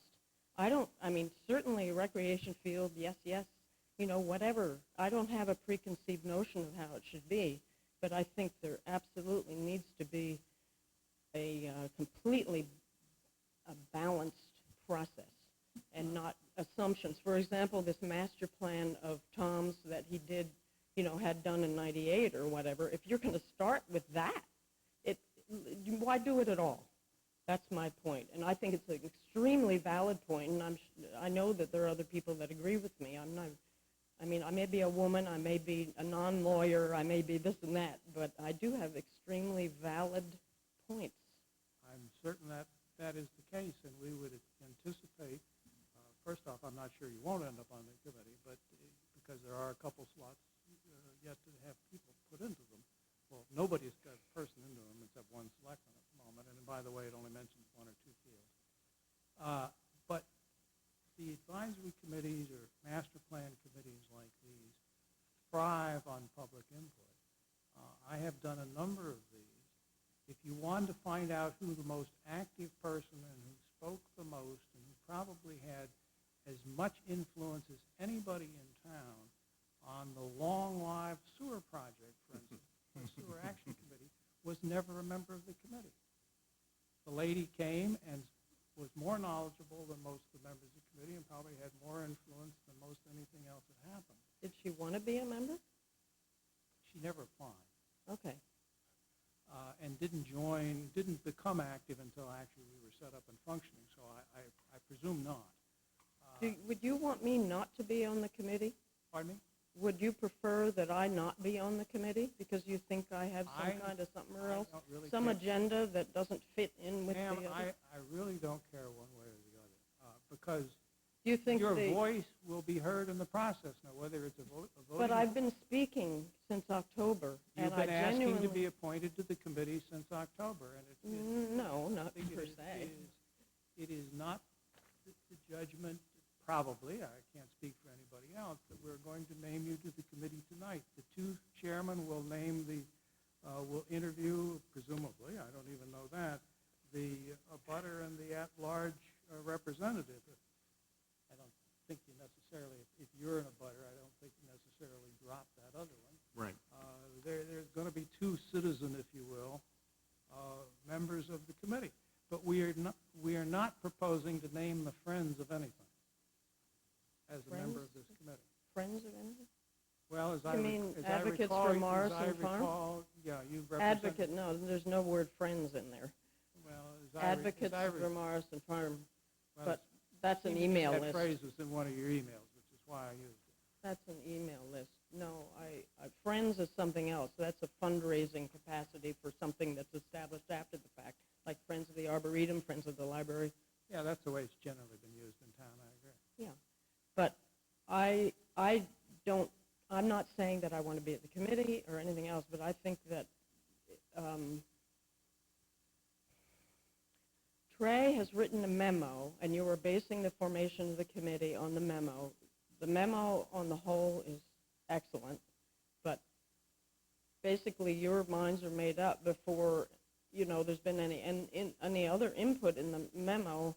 I mean, we haven't been part of the discussion of the memo, for example. We haven't had a chance to see it. We haven't this and that. It's tax dollars who will ultimately be paying for any kind of consultant. I feel that there has to be an opportunity for constructive input before any kind of decision is made about even in the membership of the Master Plan Committee. I think it's too prone at this point before the fact to prejudice based on past history, based on, and I think my point is proven even by, well, why don't we start from the plan? A lot of work has already been done. Well, if a lot of work has already been done, why not just go with what you have? You certainly have the right to do that. Go do it. Why go through the mockery of having a master plan committee and the consultant come in and everything else? Tom Tidmans already has a plan.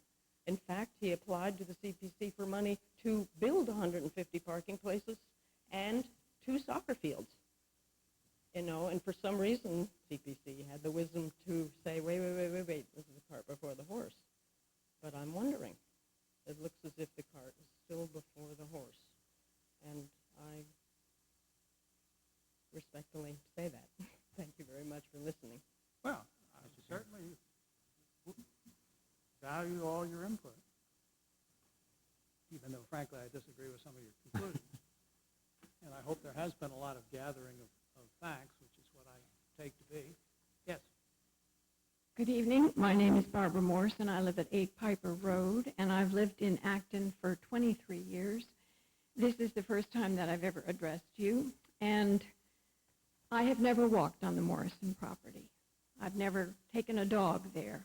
I've visited it only recently based on coming to know about this issue. I speak to you as a taxpayer who has a concern, having been here for 23 years, with what seems to me to be the direction the town is all too eager to take to develop and develop and develop. I speak to you as someone who is not happy with the fact that we seem unable, when we have land, to let it be land. I speak to you as someone who feels that some of the charm and a lot of the beauty of Acton is being really overtaken by the desire to have habitation, recreation, population on any piece of land that we can claim as our own. And I find that really troubling in the extreme. I have no children. I'm single. I have paid my taxes for other people to use the schools. Those taxes, so far as I can tell, don't benefit me in a personal and direct way very much. My streets are plowed. I don't have sewerage. I live in South Acton. There isn't trash pickup. The police don't do a good job on Piper Road to keep the cars from killing cats and dogs. Fortunately, not children. I like the town. I actually love the town. I enjoy the Arboretum.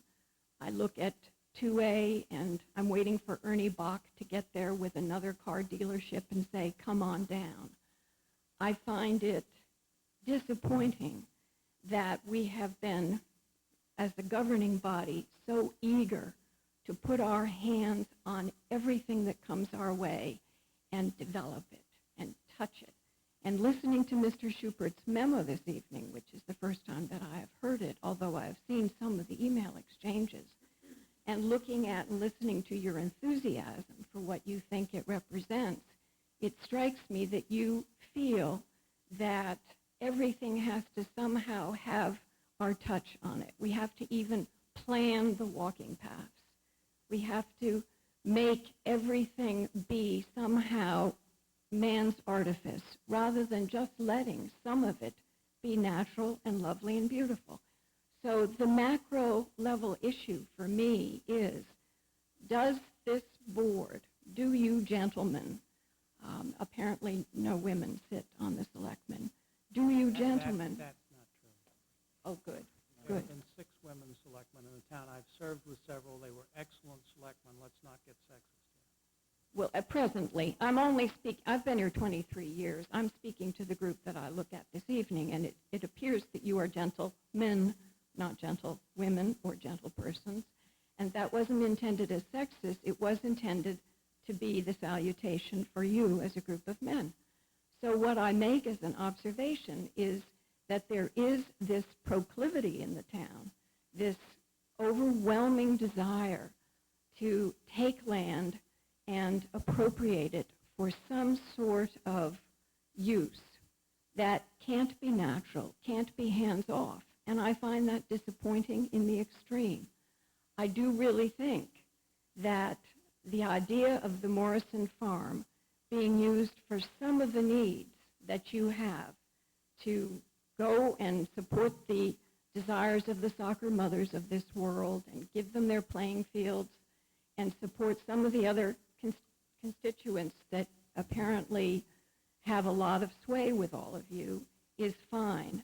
But to take every last inch of that land and somehow put it into an idea that is managed and orchestrated is disappointing. And Mr. Schupert's memo to me, unless I misunderstood it, and I could only hear it, I haven't seen it to read, seems to suggest that there is a total signature that will be undertaken by this master plan and a total footprint that the town will stamp onto what was once really virgin land and untouched.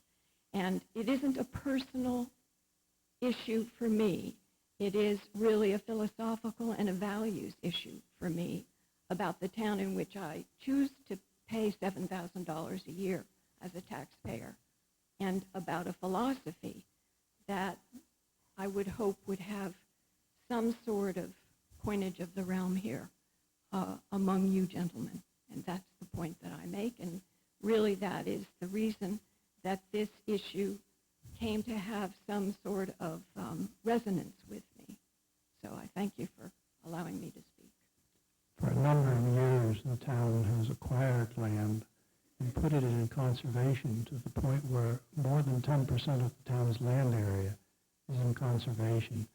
And on those lands, there are conservation restrictions which require that there be no construction. They are mostly timbered lands, and they are located and scattered around the town. For a number of years, there was a state program, and we routinely bought, in my early years in the town, which started in 1972, we routinely bought parcels of land for conservation and put it in, to the degree that after a while we found we had a great deal of passive recreational land. That is, you can walk on it and enjoy it, and a lot of people do, but we were very short in recreational lands. And we have tried, I think, without having a specific plan in that regard, in recent years to strike a balance and try and mend our great lack of recreational land. And it's not just the soccer mothers' desires by any standard. We're short of recreational land, and indeed some that we have, as you've probably heard mentioned tonight, is on lease from the prison farm as temporary, and is on lease from the cemetery commission, which is temporary. I think you would have to recognize, or should recognize, that the effort to purchase the Morrison Farm, which certainly was farmed and therefore is not untouched land, although is very beautiful and quite natural in several aspects, is intended and was purchased for $1.3 million of all of our money on a rationale for a mixed use. And therefore, that's what the Board of Selectmen are proposing to charge this committee. When a proposal is taken to town meeting based on a rationalized use, we are not free to change the rationalized use without going back to town meeting. If town meeting had said this farm, or the presentations on which the vote was made, not only at town meeting, but in the subsequent referendum, or did we do the referendum first? I don't remember on that one. But anyway, there was a referendum, was that it would be a mixed use, and of course there was a draft sketch plan drawn up to explain what we were buying the land for. If you care to come into the town hall while it's open, the engineering department has some excellent maps that are colored, various colors. I think the conservation land's in green, as I recall, and you will find there are quite a number of conservation land parcels around town that the town owns that will never be built, and no one, even if we wanted to, could. It is incorrect to say that the town has never acquired or not been interested in conservation land. In fact, the gentleman from Land Stewardship, I think, probably could tell you that his committee works on a number of those parcels, if not all of them, working on trails and such, so that people can get into them to enjoy them. Isn't that true, sir?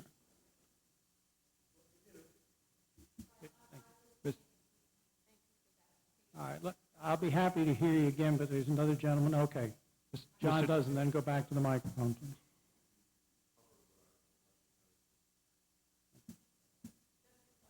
It wasn't that there isn't conservation. I know that there is, and I go to the Arboretum, and I know that some of the land isn't all that walkable because it's mostly woods.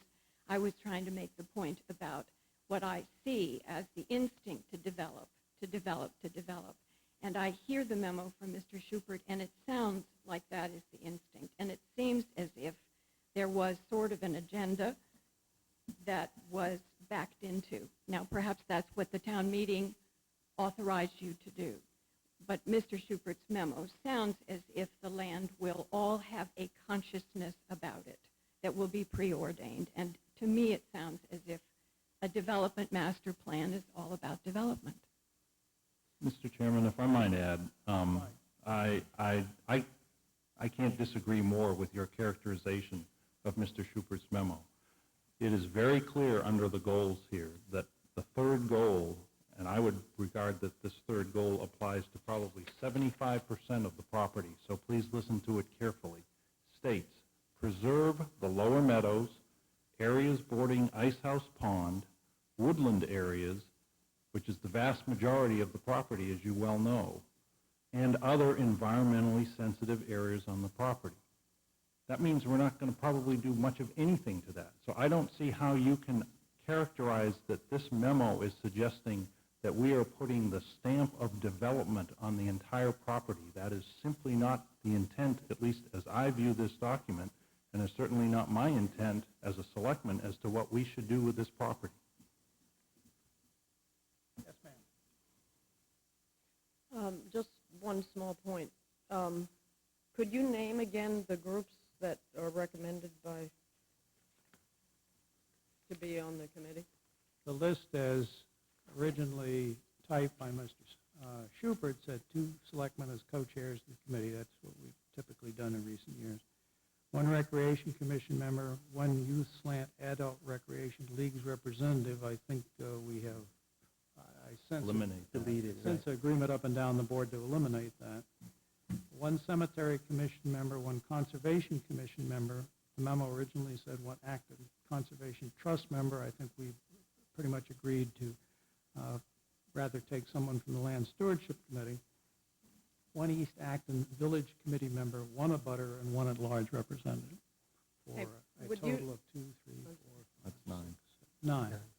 Would you say that any of those particular entities have, well, and Tom Tidman, right, have a particular strong viewpoint one way or the other, say youth leagues or recreation department?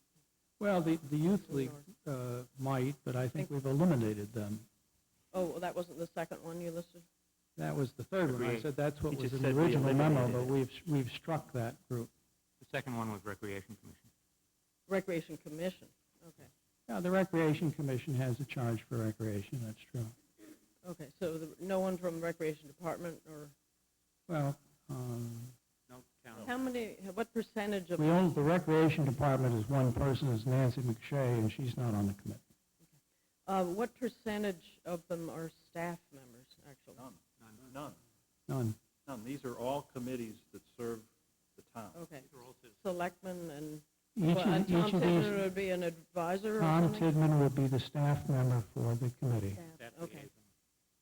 liaison. As we generally do, we appoint somebody from the staff to support particular committees, and you may recall, if you were listening, someone suggested that he have a vote, and we generally were opposed to that because it's an unfair position to put a staff member in. Do you feel that any of those entities have an agenda of their own? They are representative of certain entities, do they? They all have a certain charter for things to perform as a committee. We are asking them to appoint select one of their members to send to this task group. Okay. So you were saying, for example, that you did not like the thought of me being on a committee because I had some kind of personal agenda. And I was wondering, doesn't every one of those entities actually have some kind of They have angle at which they're coming to it? I don't know what personal means, but They have a charge. The selectmen do not appoint the Land Stewardship Committee. It's a subcommittee of the Conservation Commission. But as to the other entities to which we appoint people, it has always been, and I say always, I'm talking about 20 and a half years that I'm aware of, we always are looking for people who are open-minded and willing to serve the town in the best way possible, but are not asking to get on a committee to do a specific thing, okay. other than do good, if you will. Well, And we occasionally have somebody who okay. wants to. You have interpreted all on your own without my ever stating such, that I have a personal agenda to preserve the Morrison Farm regardless of all other needs the town may have, which is completely false. Anyone who knows me well knows that isn't true, and you can read everything I've ever written. I've never said that. I've never said that. So I do not have a personal agenda other than finding complete balance and no prejudice, whereas the committee, and it sounds as if that's what you are trying to achieve. And by the fact that youth groups aren't going to be on it, because everyone knows what their agenda is. And Well, I apologize if I was incorrect, but I had that impression from what I recall of the content of your emails. Mr. Chairman? Yes. Just some of the procedures that I expect that will take place in this sort of thing. First of all meetings of the committee will be posted and open. And let me suggest that I will probably head up the committee, and I will What I intend to do is establish an email list of all concerned individuals to get out agendas of that committee. Obviously, Maya, I've got your name. I've seen your emails come by. I've probably got them all. I did frankly have the impression that you had a pretty strong point of view already based on the emails that I saw come by. But, yeah. Okay. So these will be, meetings by law are posted 2 days in advance. They're open, and I will maintain an email list of people that are interested in attending. I mean, it's so easy just to add to an email list. You'll have to yell to get it off, get yourself off. That will take place. As far as the committee and commission members that will be on this thing, we will probably go to those committees and ask them to appoint somebody rather than appoint them ourselves. And that leaves an abutter and an at-large representative, which will probably be, those people will probably not be appointed prior to the first meeting. We will start working, but does that satisfy your concerns? But it will be an open process.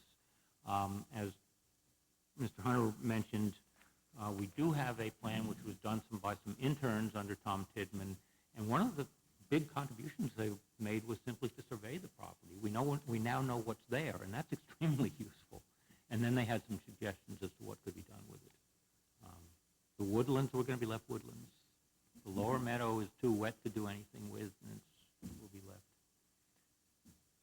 What's actually been worked with is a very small part of it. My name is Ruth Martin. I live at 148 New York Hill Road, and you've actually addressed some of the issues that I was most concerned about, because it did seem coming here tonight, I know I was very interested to see how this committee would be selected, and to find already that on the agenda was a memo that we hadn't had a chance to read or to see, and I think part of the reason that maybe sometimes people that, as you call the advocates for maybe preserving more of Morrison Farm, get perhaps a little bit overwrought or sometimes emotional, is it seems like things are proceeding at a very rapid pace without enough public input, or just, as tonight we're presented, here's the memo, this is what the committee is going to be, and we're just afraid that the train will just keep going forward without saying, now wait a minute, let's just try to have all opinions heard. And I'm not even sure still exactly, well, now you just addressed it, how the committee will be selected, that those two, a butter and an at-large, won't be selected like in the next week or so and announced, but that once the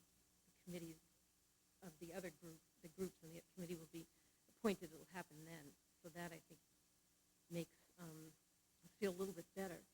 But I also think that the reason that people also feel passionately about this, when Acton perhaps purchased the property, Acton was very different than it is now, and wasn't being developed so fast and built up so fast. And I also find most people, myself included, have never seen this land.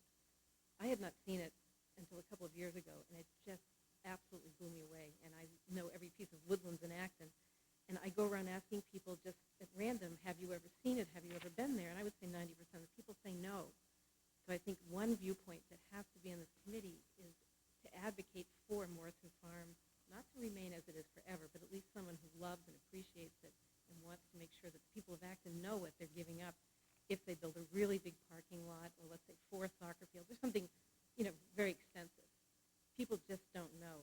And at the town meeting, when I voted to purchase it, I saw a video of beautiful countryside and meadows and forest, and to tell you the truth, I didn't know I was voting for a big parking lot and soccer fields, and so I just want the process to proceed a little more slowly, and for us to have a chance to absorb and respond to things like the memo tonight. Thank you.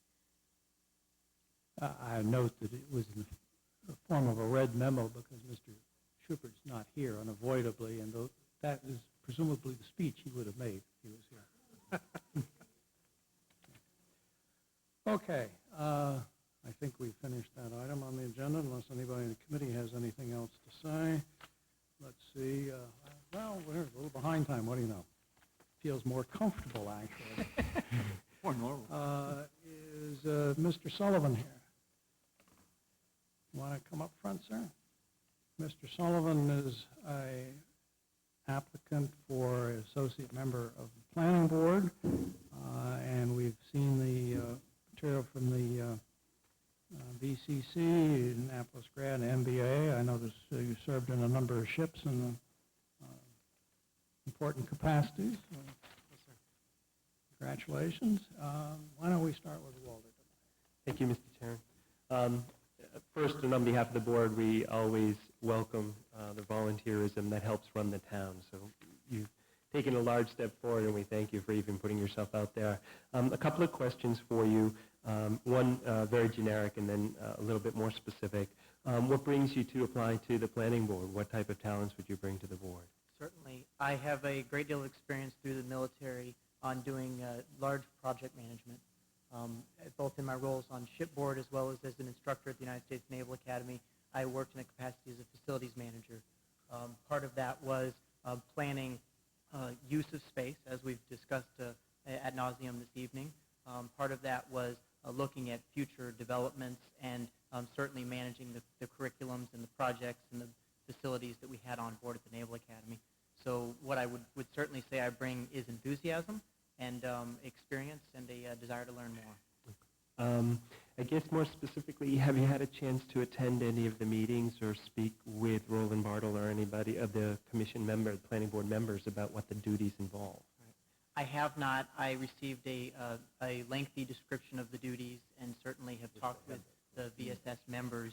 I actually just moved to the town of Acton 3 months ago. So in this time frame, I've had so much going on that I'm really trying to get my feet on the ground. But one of the things I wanted to do up front, as Mr. Hunter said earlier, is certainly step up and volunteer. So this was my opportunity. Great. Well, as always, there's lots of learning on the job, and that's kind of how we would do the planning board as well. Actually, a number of us who sit here also served on the planning board for a number of years. Do you come, and granted you, what did you say? I said speak for yourself. Oh, okay. I'm speaking for myself. Trey did too.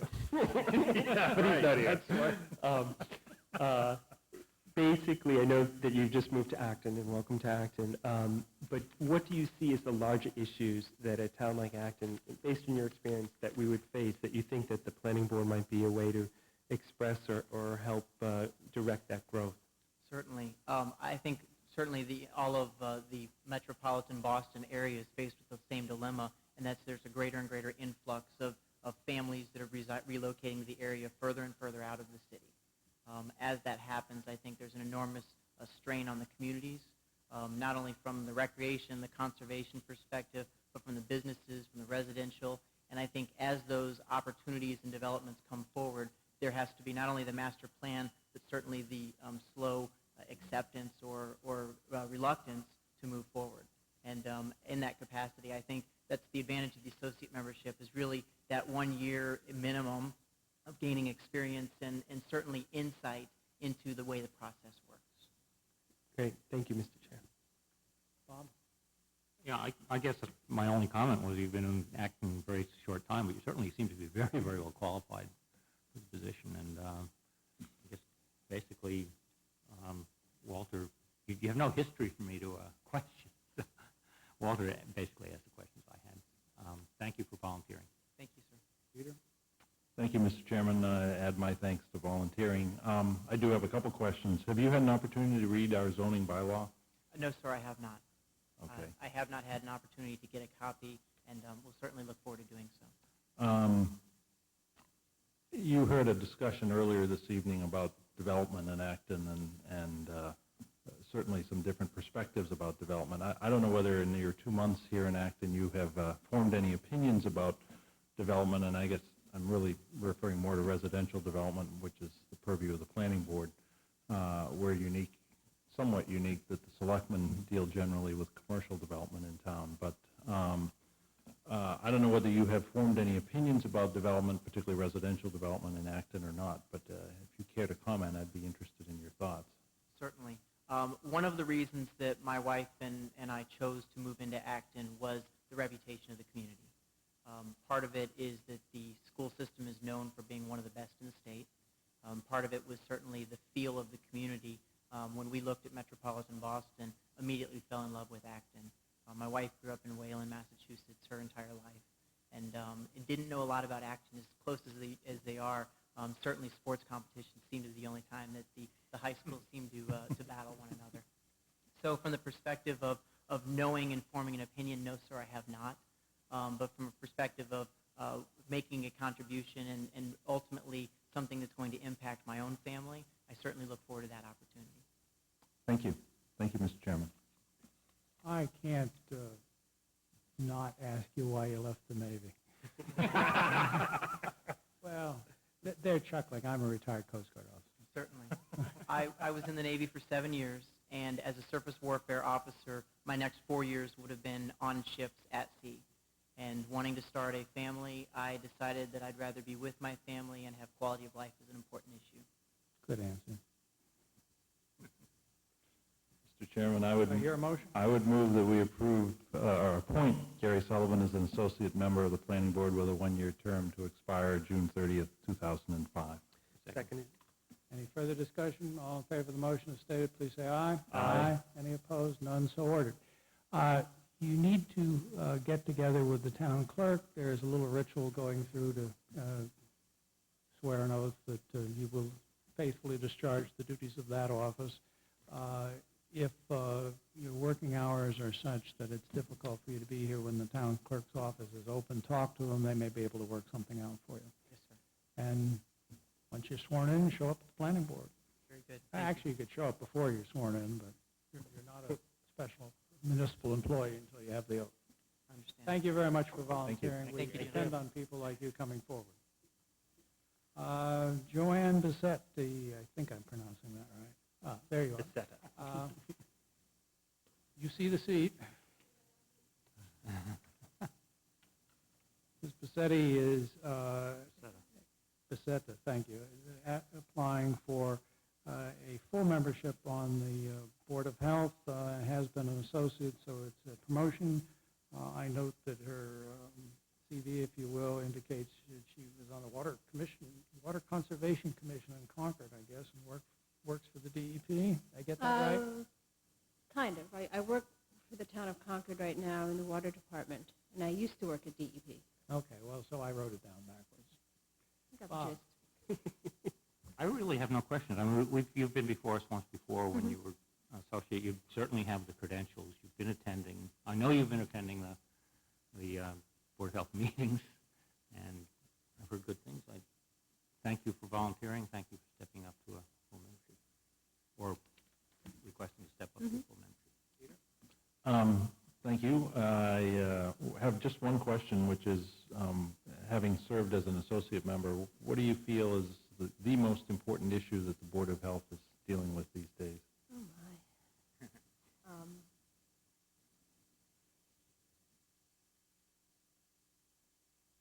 That's a really hard question because they deal with so many different issues. It's amazing the breadth of things that they're responsible for.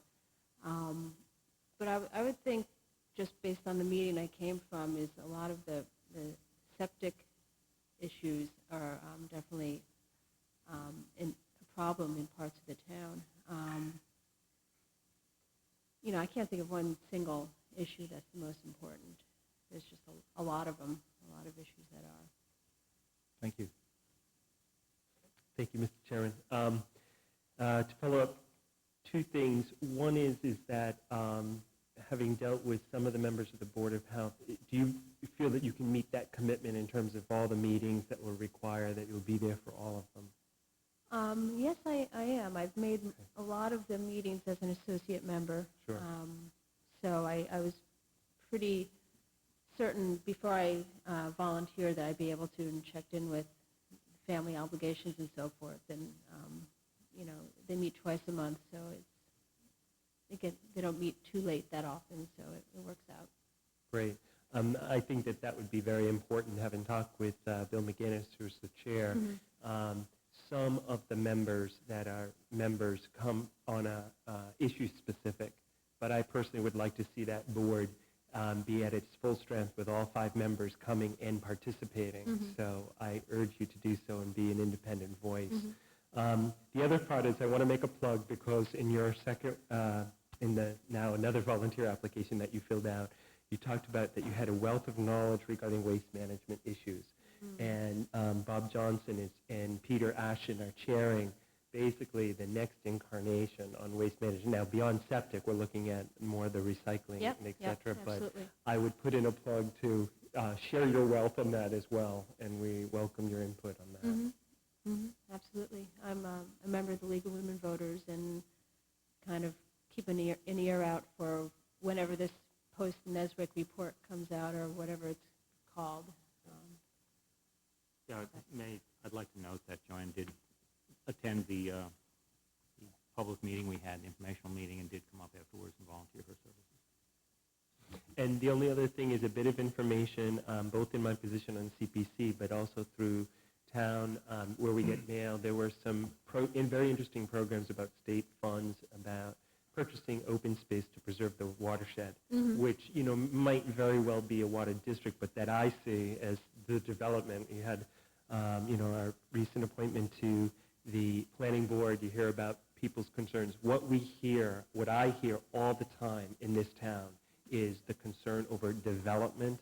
And to me, the planning board and the health of our citizens plays a very important role in that. So I want to encourage each volunteer to go beyond the confines of their particular board, because I think there's often a wealth of knowledge that we can hopefully build on. I think we all do our job better for everybody else if we can keep that in mind. So I recommend that to you. We try to provide that information to everybody around, but since you're here this evening, I thought I'd share that with you. Okay.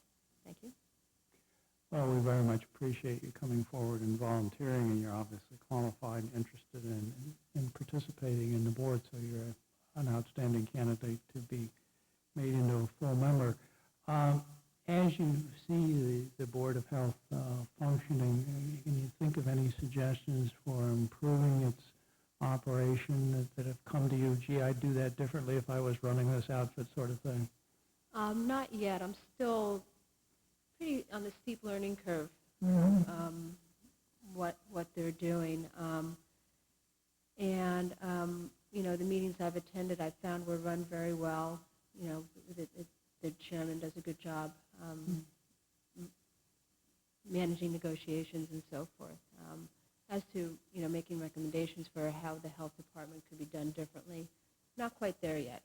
Okay, well, It's only been 6 months.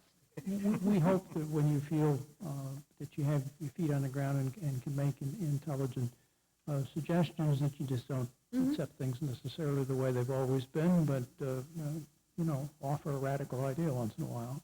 We may not accept it, but... Doesn't hurt to try. Right. Because this is a new position, you two have to go back and get sworn in again, catch the clerk sometime and do the thing. Okay. And we very much appreciate you coming forward. Look forward to having you serving on the Board of Health, hopefully for a long time. Mr. Chairman, I would move that we... Oh, yes, we do need... I think we have to do the formal motion here. Peter's reminding me I didn't do it. I would move that we appoint Joanne Becerra as a full member of the Board of Health with, I think it's a 3-year term that would terminate 6/30/07. Second. Any further discussion? Hearing none, all in favor say aye. Aye. Any further discussion? There is none. Thank you. You're appointed. Now I should give you the swearing speech. See, it helps to have other people be a chairman. Okay. Thank you. It is now, by the clock on the wall, precisely 9:20. This is our on the time tonight. As the board is well aware, we recently met in executive session and took a decision, and... One more? Mr. Chairman, I believe we have one more I'm sorry. You're right. Edmund Starzak for the planning board. You're right. I checked Number off the 11. wong one. Gee, and here I thought I was on time. Oh, well. Sorry about that. That's quite all right. Okay. Mr. Stars, I know has 8 years of professional planning, has been on the Board of Appeals in New Jersey and works for VMB. VHB. VHB. This is not my night. This is not my night. We'll start with you. Thank you, Mr. Chairman. Obvious question, since you work for VHB, we use VHB as a consultant from time to time, and many of the, or not many, but some of the developers that come into town that might come before the planning board might also hire VHB. So how would you handle that and deal with the issue of conflict and all of that? Recusing oneself is the only appropriate way to address the potential for conflict, the appearance of conflict of interest there. Do you, knowing the business do you think that that would pose a problem enough times to limit your ability to function as a good member of the planning board were you to get ultimately appointed to a full member, which I'm sure you would? Right, I asked the same question and sort of walked it around the shop at work and just tried to determine how many times has a situation like that come up in the past few years. And I think the best I could tell, it's only 1 or 2 times. So hopefully that pattern would remain fairly constant and it wouldn't pose a problem as far as reaching quorum. You've lived in Acton about a year, it says here. Is that correct? That's correct. Have you been to any planning board meetings or had a chance to look at our lovely zoning bylaw? I always get to ask that question. I know. We have the new improved version tonight. Fresh off the presses. Oh, it's really exciting reading. There's a reason I often ask that question, which is I have this belief that sooner or later we need to take a complete relook at it. But that's one of those things that when come budget time, we never seem to have the money for. But I've looked at the bylaw only in pieces for personal reasons, and I haven't attended any hearings, but I have certainly followed the East Acton planning process and some of the 40B review processes in the newspapers. Yes. You seem eminently well qualified from your background and qualifications. So I have no other questions, Mr. Chairman. Walter? Thank you, Mr. Chairman. The question that I'd have for you, again, I agree, and thank you for coming forward. In your experience, both either personally or in living here, what do you think are some of the major issues that this town faces vis-a-vis, if you will, the larger planning picture? Right, I think growth management is obviously your number one issue, as mentioned earlier by Mr. Sullivan, and sort of addressed by several people here tonight in other ways, on other matters.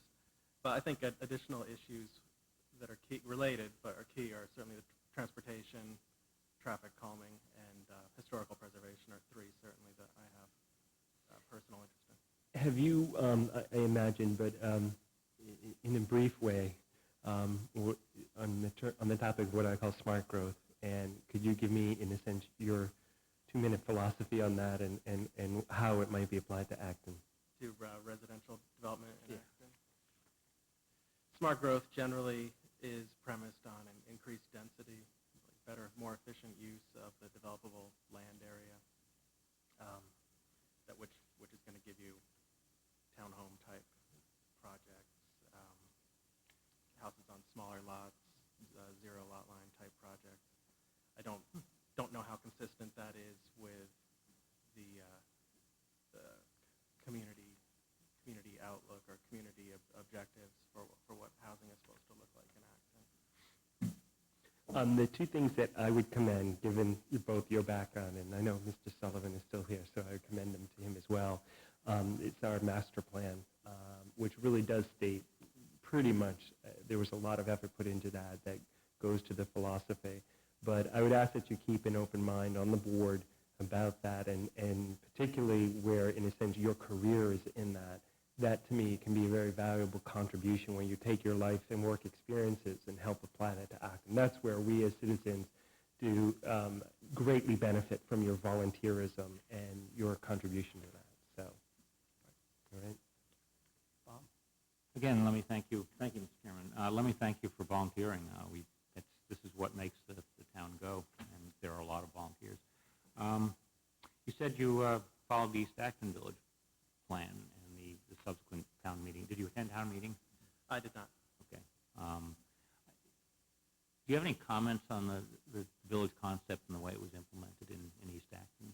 I came in well into the process, I think, but I have had the opportunity to discuss it with Rob Nagy, who I believe did some of the transportation consulting on the project. I don't know whether that was formal or informal, but I think it's a challenging and frustrating project to try to provide some sort of a village atmosphere along a state road over which you really have no control over a speed limit. Number 1. I mean, I've walked my dog. I've tried to walk my dog down Great Road on occasion before I was even aware that there was a plan to try to make it into a pedestrian-friendly village, and it's a challenging walk. And I think the plan certainly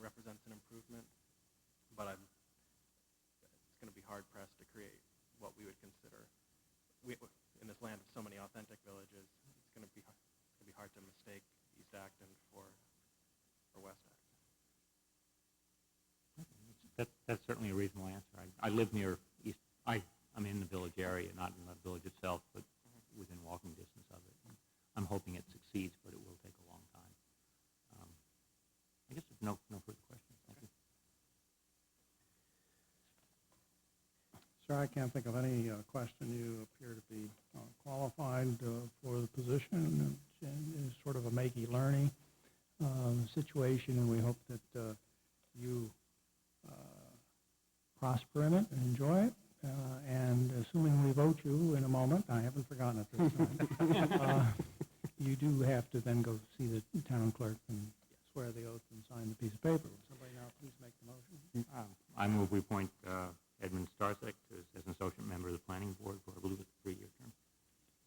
1 year. One-year term. I'm sorry, 1-year term for associate. Sorry. Seconded? It's nice not to be the only person stuck his foot in his mouth. All in favor of the motion as stated, please say aye. Aye. Any opposed? None. So ordered. Thank you very much, sir. Thank you. As you will learn, we run the town largely through volunteers like yourself, and obviously we would have great problems if public-spirited people like yourself did not come forward. My naval compatriot in the back will understand my analogy is usually I use publicly is we're sort of like a cruise ship, and the crew, that's us, make it run, and the passengers ride. And we're happy that you've joined the crew. Thank you, sir. Thank you. I need a bio break. Okay. Okay.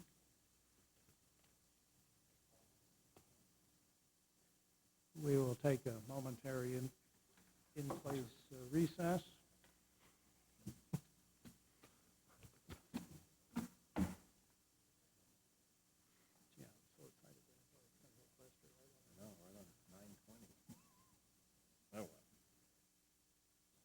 Ticked off the wrong number.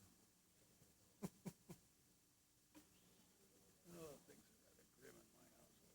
Yeah. Oh, really? Now they ended that after tree, but they run out of time. My brother will take the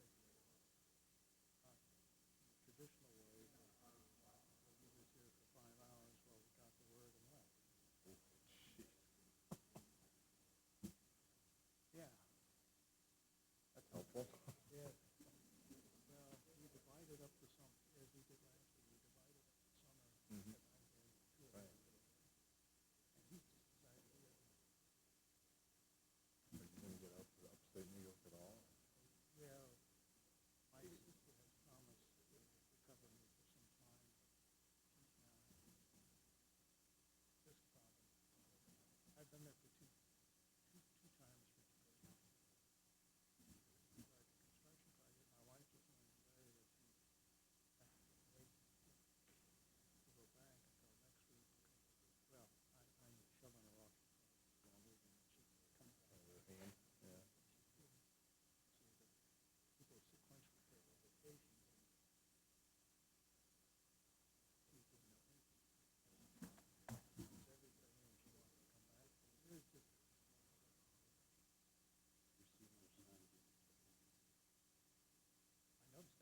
I noticed that. That was what I get him on track.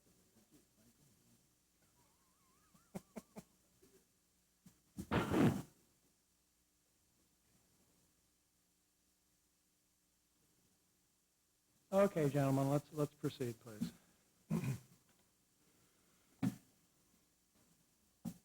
It is now, according to my watch, 9:29, and the clock on the wall says 9:30. We had invited a particular gentleman to attend the meeting in order that we might afford in an open session an opportunity to discuss and perhaps convince the board not to go forward with an action that we had taken on a previous occasion in executive session.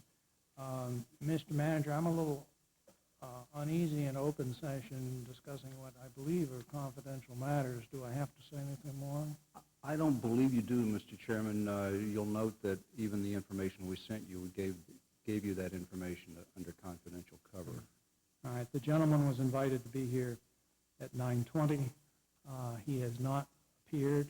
He has been invited to certain other sessions of the Board of Selectmen in the past on at least two or three occasions, I think, and has not appeared at those.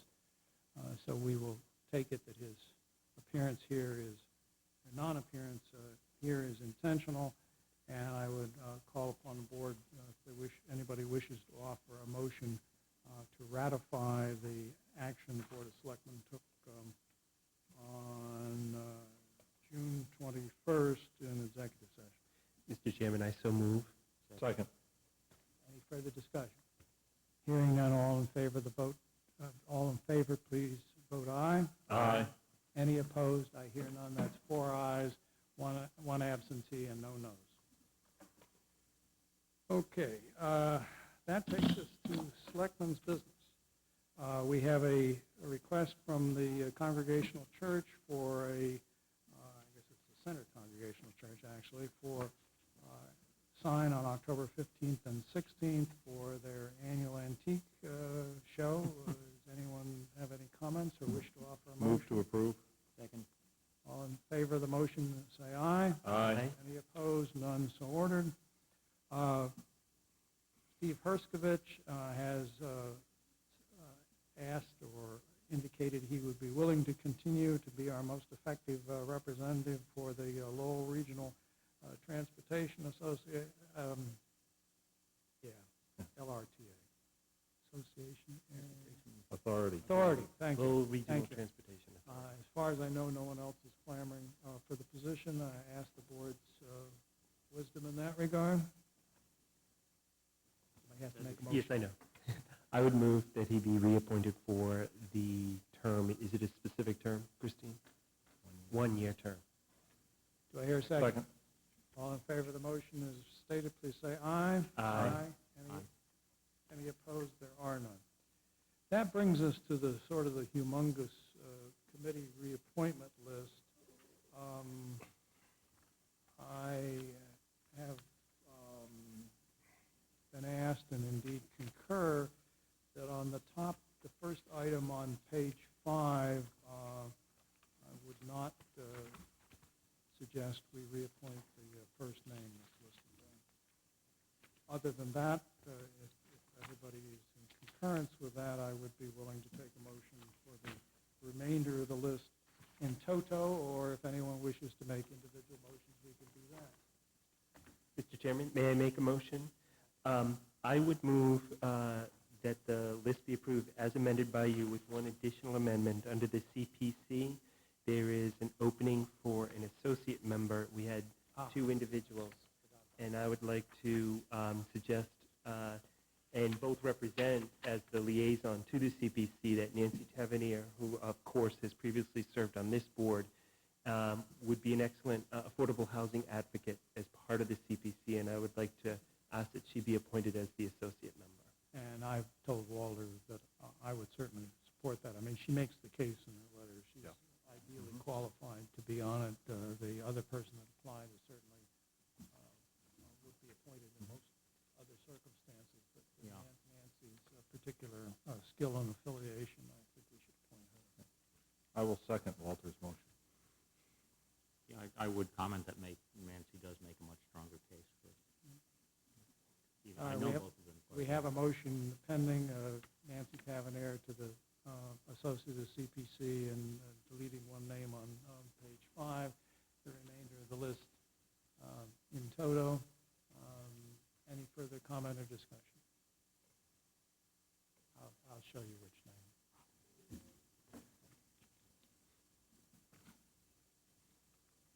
No further discussion. I call for the vote. All in favor of the motion as stated, please say aye. Aye. Any opposed? No. That's 4 yeses and an absentee. All right. Let's see, we have my proposed memorial. Yes, what do you know? I wrote the board a letter. Of course, you'd seen a previous email on the subject, which is personal nature, but I wrote the board a letter indicating that I wish, either personally or if the board wishes to make it a board project, through the board, to apply for a very small, relatively grant for CPC to obtain a suitable bronze plaque for Francis Faulkner, who was the longest-serving selectman and a unique individual, uniquely positioned individual in town history, as I have previously noted to you. In fact, I've given you quite a bit of paper on that. And I would hope actually to mount it in this room and name it as the Faulkner Hearing Room, since he seems to be the most distinguished and unique selectman. I mean, he served through the colonial period, the Revolution, resigned a British militia commission, took a Patriots Commission, participated in several significant events in the Revolutionary War, was appointed general court, was town clerk in addition to being selectman for 37 years. And no one has come anywhere near close to even half of that record. So, in any event, what is the board's pleasure in this regard? Mr. Chairman, I after you sent out your original email, you may recall, I sent one back indicating that I thought this was a perfectly appropriate project that should come forward from the entire board, and I would certainly recommend that we do it that way rather than you handle it as a private citizen. I think it would have more weight with the CPC, and I think this is a great idea. I can't believe all the research you've done, and I think it's a tremendous idea to name this hearing room after Mr. Faulkner. I think that's a really good idea. So I would not only endorse this, but suggest that it be a selectman proposal and be tendered that way to the CPC. I would agree with that. Ditto. Somebody want to make a motion? So moved. Seconded. Mr. Chairman, may I make one further comment? I think in general, the idea of recognizing Acton's history is a very good idea, and we might think this is just the first step. There are other numbered rooms that we could use to call attention to Acton. Rather than have numbers, we can have named rooms. Yeah, I think that's a good idea. I think that's an excellent idea. The thing that really grabbed me about this was, of course, that Francis had been memorialized in town school. Right. Now, it was a memorial that was donated along with the furniture in the room that it mentioned by his granddaughter, as I recall, who also included her father. I think father, although certainly did significant things, as a lesser figure. We ought to focus on Francis. And it's just beyond me that in the 70s, when that building was converted to elementary school, all those memorials listed in the town report were stripped out of the building and are lost. And I thought, my heavens, what a loss. We need to replace that. They're probably on the antique market somewhere. Well, they could Somewhere. well be. Well, assuming passage of the motion, I will rewrite the application for the board's signature, and we'll forward it on to Walter and these other guys. All in favor of the motion as stated, please say aye. Aye. Any opposed? There are none. The motion is approved. I just would add that I think it's very humbling to realize that in my case, I don't remember your guys' numbers, although I figured them out for you, that I was the 159th person in a direct line of selectmen going back to 1735. I think that's kind of really unique. Well, if I may say, Mr. Chair, I really enjoyed the work that you've done, because it's truly what connects us to that past, and we have a very living history both here and in the surrounding towns that I personally take great pride in. I didn't have ancestors around here at that time, but it's an incredible sense of connection, and to me, I think it's living democracy. That it's the part to see that citizen participation and to see that continue for so long, I think is the bedrock of what we build on here. So I really think it's a great idea to know where you come from, what are you doing now, and where are you headed. And I think this type of plaque gives us that direction. Thank you.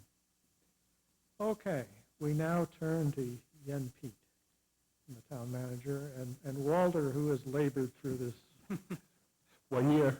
Do you want to take it or want me to? Well, then I'll give a short preface, and then I'll turn it over to the town manager. One, because, of course, I have been the liaison and contact with Miss Pete and her husband, Creighton Pete, What we are presenting to the board tonight is, I believe, a final version, which has been worked over extensively by town council in terms of both the wording, sensitive to the feedback that this board had brought, but in its sum and substance represents is an agreement with now the landowner of basically the quarry located up by Nara to transfer some land of which there are significant public benefits. Amongst those benefits are included land that will be given to the town that is very environmentally sensitive and a pretty good acreage at that, which is denoted in the agreement. Also rights to potentially be able to use the water from the quarry to supplement our Nara pond, which I think is very helpful.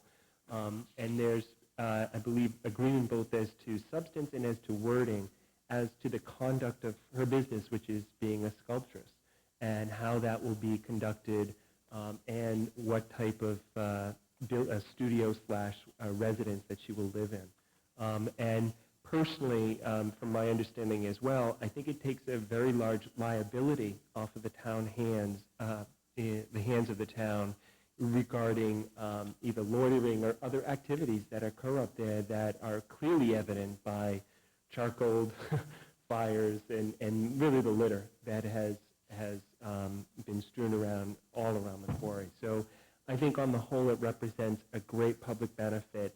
And most importantly, I do think it will add a very enriching cultural resource to the town. I think that the approaches we've seen from the Acton Boxborough Cultural Council that is in support and has come to this board and has stated their support for the project is both in lessons in terms of sculpting to anyone of any age, size, but I think that we'll see some other performance art benefits at the Nara, which is exactly what that community resource was there for. So I think for all of those reasons, and the details to be provided by town manager, this is something that I think the board should support and we should go forward with. There are a number of issues that would need to happen to make it a reality, but this, of course, is the critical step into sending that on its way. And I think we should thank you too, Walter, that I know you've spent a lot of time and angst over this three-way negotiation. I thank you, but I will say that I both see it as our job is to try to interface, but I wouldn't have done it if I didn't think the project was worth it. I think both the benefits in a public way is something that will really enrich the community. I think is well worth that time, but thank you for that recognition. Mr. Chairman, there are 3 blanks in the document before you. 2 of them deal with the date. On page 1, we have not inserted a date as yet, nor have we on page 10. I would propose that if the board's willing to go ahead, that we date that today. And the 3rd blank is on page 3. We weren't able, after we finally came to terms, I think it was sometime on Friday, to get a date for that plan. I would ask the board's indulgence to allow me to develop a date for that and then insert that in this particular page. I take it the plan's in existence. We know what it shows. We just haven't got a date. That's correct. I think, frankly, that Selectman Foster has touched on the important things. The board has seen some of the latest dialogue between the Peets and ourselves, which went primarily to issues of screening.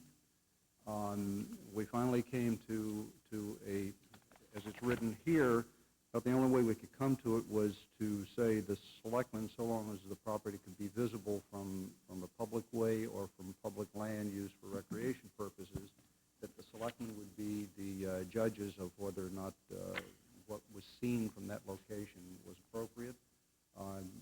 Once they have screening in place, that would not become an issue. That was a hard issue for the Peets to deal with because they're in the art area where censorship is a problem and a concern constantly. It took a great deal of discussion to finally explain why the town was worried about this, what we call the 51-foot strip. We think we've now resolved that, and at this point, Gary Rhodes has said, you got to condition that says you can make them move the fence if you need to, so therefore I'm comfortable that you've got access. So this has been set up to give the Peets the frontage that they need in order to develop. It's been set up to give them the septic disposal that they need in order to develop. It's been set up to give the town a large piece of property that would connect through to the North Acton Woods piece of property that we just secured through town meeting, and back around to the town forest. It gives us legal access over the 51-foot strip to be able to use that land in the back for any purposes that the town may ever want or not want, as the case may be. And it provides, I think importantly, the potential for using water from that quarry area to supplement the water down at the park. I think those are the highlights. It's kind of distressing to be able to describe it to you that quickly after this year of work, because it has not been easy. Well, Mr. Manager, I know you have worked hard on this, and because of the geographic location of the parties at various times, I know that it's made conversations and exchange of information difficult. I have one question which comes very late, I guess. Page 8, paragraph large G. The town's Board of Selectmen shall have design review over the buildings to be placed on, and it names the parcels. By design review, does that mean we can dictate if it seems appropriate what the exterior appearance is? I think that's what it means, and frankly, that paragraph has been in from the get-go and has never created one raised eyebrow on their part. They had no problem with that. I understand that the phrase, when you're talking about zoning stuff, design review as being the exterior, although you could take the two words literally as being where the toilets were inside. Doors. I think the intention when we put that in was the exterior. Yeah. Okay. And this derives from, they are looking at and have presented to us some very artistic approaches to the exterior of the building, and I think we put this in originally and it survived it all. Fair enough. Any other questions or comments? Mr. Chairman, I would only commend Selectman Foster on his perseverance and hard work on putting this agreement together, and I can tell he already has his town meeting speech prepared. And he knew he wasn't going to pass the project on to his successor. Ownership is everything. The only question is, obviously, there will be a number of town meeting votes involved. I assume we're definitely looking at a fall town meeting to do this. Is that the idea? I think you could take that either place. Certainly, trying to get it to you in this time frame was to facilitate a fall town meeting. If the Peets are ready, and I don't know, maybe Walter has a better sense of that than I, but there is a huge amount of town meeting activity, and then followed by legislative activity to get a home rule petition in, to get all the changes. It would seem to me it would make sense to try and get the town meeting done this fall if we can have the same kind of success and then getting something through the legislature by January. If you recall, we did that with the town building, and we were able to do that pretty quickly. So right. It's I think it also might a behoove large us to do chunk that. of business that we could avoid having an annual town Right. meeting. I think one of the reasons for doing a fall town meeting is just that, so that we can keep the annual town meetings, where generally speaking the issues are more important, compact, and keep the attendance up. So in that vein, not necessarily dependent on this, we might at the next meeting perhaps discuss some possible dates. Sure. Do I have a motion for the selectmen to accept the agreement with the proviso that the 3 dates, I guess it was, will be inserted by and under our authority by our agent? So moved. Seconded. Second? Seconded. Any further discussion? All in favor of the motion as stated to approve this agreement, subject to the very minor revisions stated, please say aye. Aye. Any opposed? None. That's 4 votes for and 1 absence. Congratulations on getting rid of that piece of business. I hope it all works out very nicely. Do any of the selectmen have anything they would like to bring up under other business that's not on the agenda? Yes. I will start with you, Bob. Let me see if I can find that. Oh, this is just, I guess, basically a question for Don. We voted some time ago to send letters to the East Acton Village Planning Committee members, thanking them for their participation. And Yes, is have that you done? seen those go out? No. I'll have to check. I have not seen those go out. I don't know whether they've gone out and they didn't come by my desk. I haven't seen them come in either. Pardon? I haven't seen them come in. I kind of had a hunch. Along that same vein, Yes. now that you've raised that, Bob, and we'll really put the manager on the hot seat, we were going to write a letter to Mary Michaelman. If you remember when Doug Yes. came in and gave his presentation on Yes. stormwater program, we were going to write her a letter on behalf of her work with the stream teams. And Yes, and I did see her about 3 weeks ago and asked her if she'd ever gotten that letter, and she that said is no. on my desk. Okay. That is on my desk. Anything, Walter? I just had a very brief report. CPC did meet. They had a really great presentation by the Bruce Freeman Rail Trail friends. In fact, they're selling hats. I bought a great hat as a fundraiser. But the CPC was treated to the overall view of the project and getting a feel for where that was. The discussions are ongoing where the CPC will be updating the plan with town's help. John Murray also came and gave some advice. There were some questions about what appropriations may be made, because you can actually, under the bylaw and under our state law, reach into expected funds, meaning almost appropriate from 2 years. But there was a very large sentiment on that committee not to do so, to continue to, in a sense, appropriate from existing funds for a lot of different reasons, which John was instrumental in giving, I think, very sound advice, financially and otherwise, as he has done in the past. So those were the highlight topics. The CPC will be meeting once a month until the fall, and then looking at, again, at a November timeframe for when applications will be due, review and recommendations in February, and presentation at town meeting. 2 thoughts on the Bruce Freeman Rail Trail. One is that I've forgotten her name, but the consultant lady. Yes. Been a little, shall we say, loose with her representations as to who she represents with several agencies, one of which was the CAC, which I advised them that she did not represent the town in which she was speaking. That hopefully something that people be aware of. Not that she was saying anything really objectionable. Right. She was speaking outside the authority of the town consultancy. The other thing in regard to Bruce Freeman is, of course, they need to get across Route 2.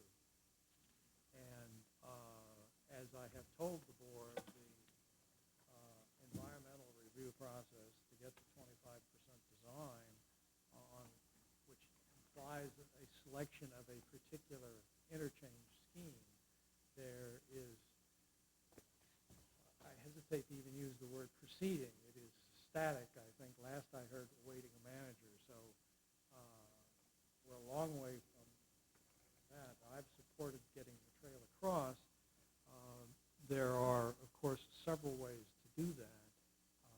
The easiest, and I suspect one that's favored by some people that come to those meetings, may be to simply parallel 2 down to wherever the grade crossing is going to be. That would be the cheapest.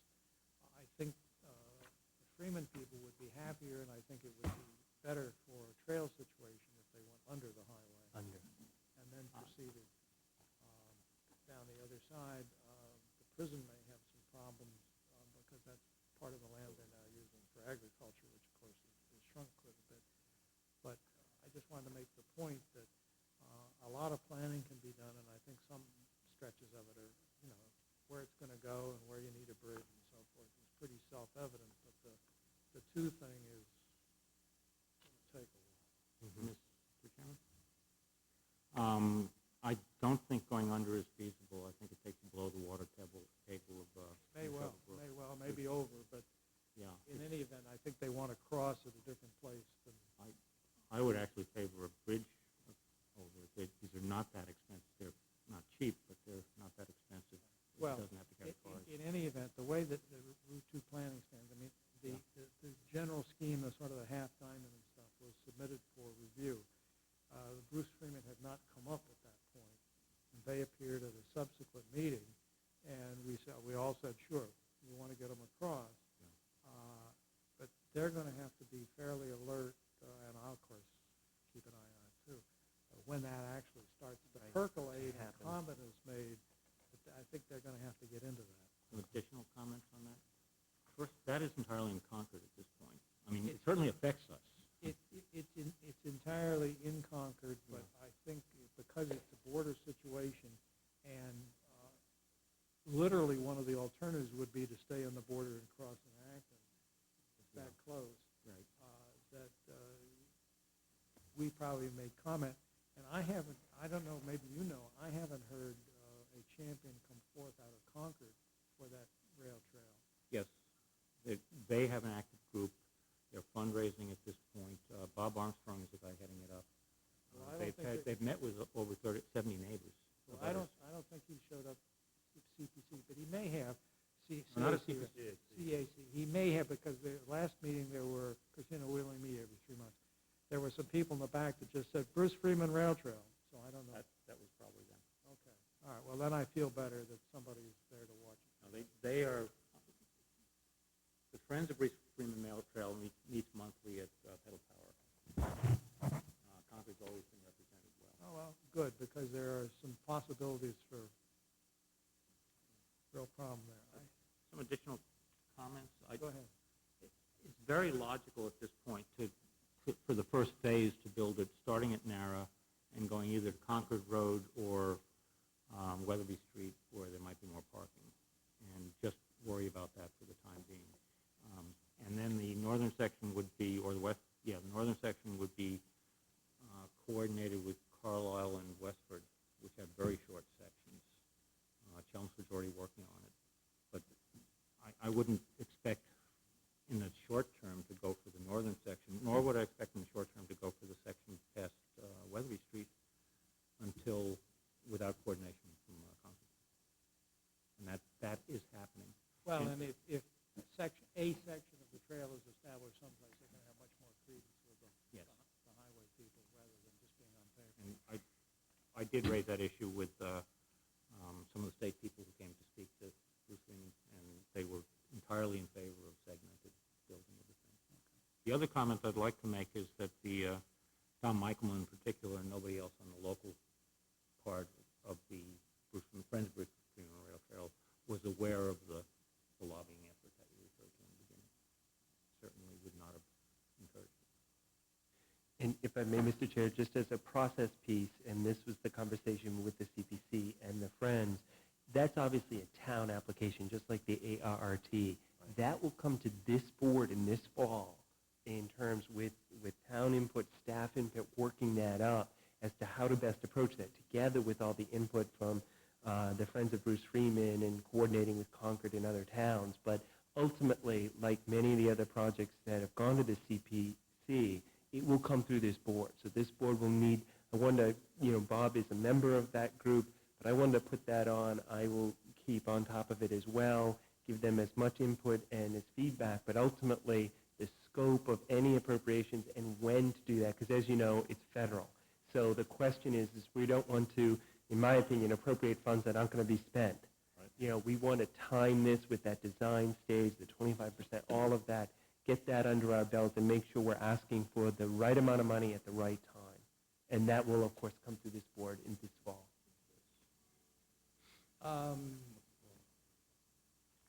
You had anything else you wanted to bring up? No, thank you very much, Mr. Chairman. That's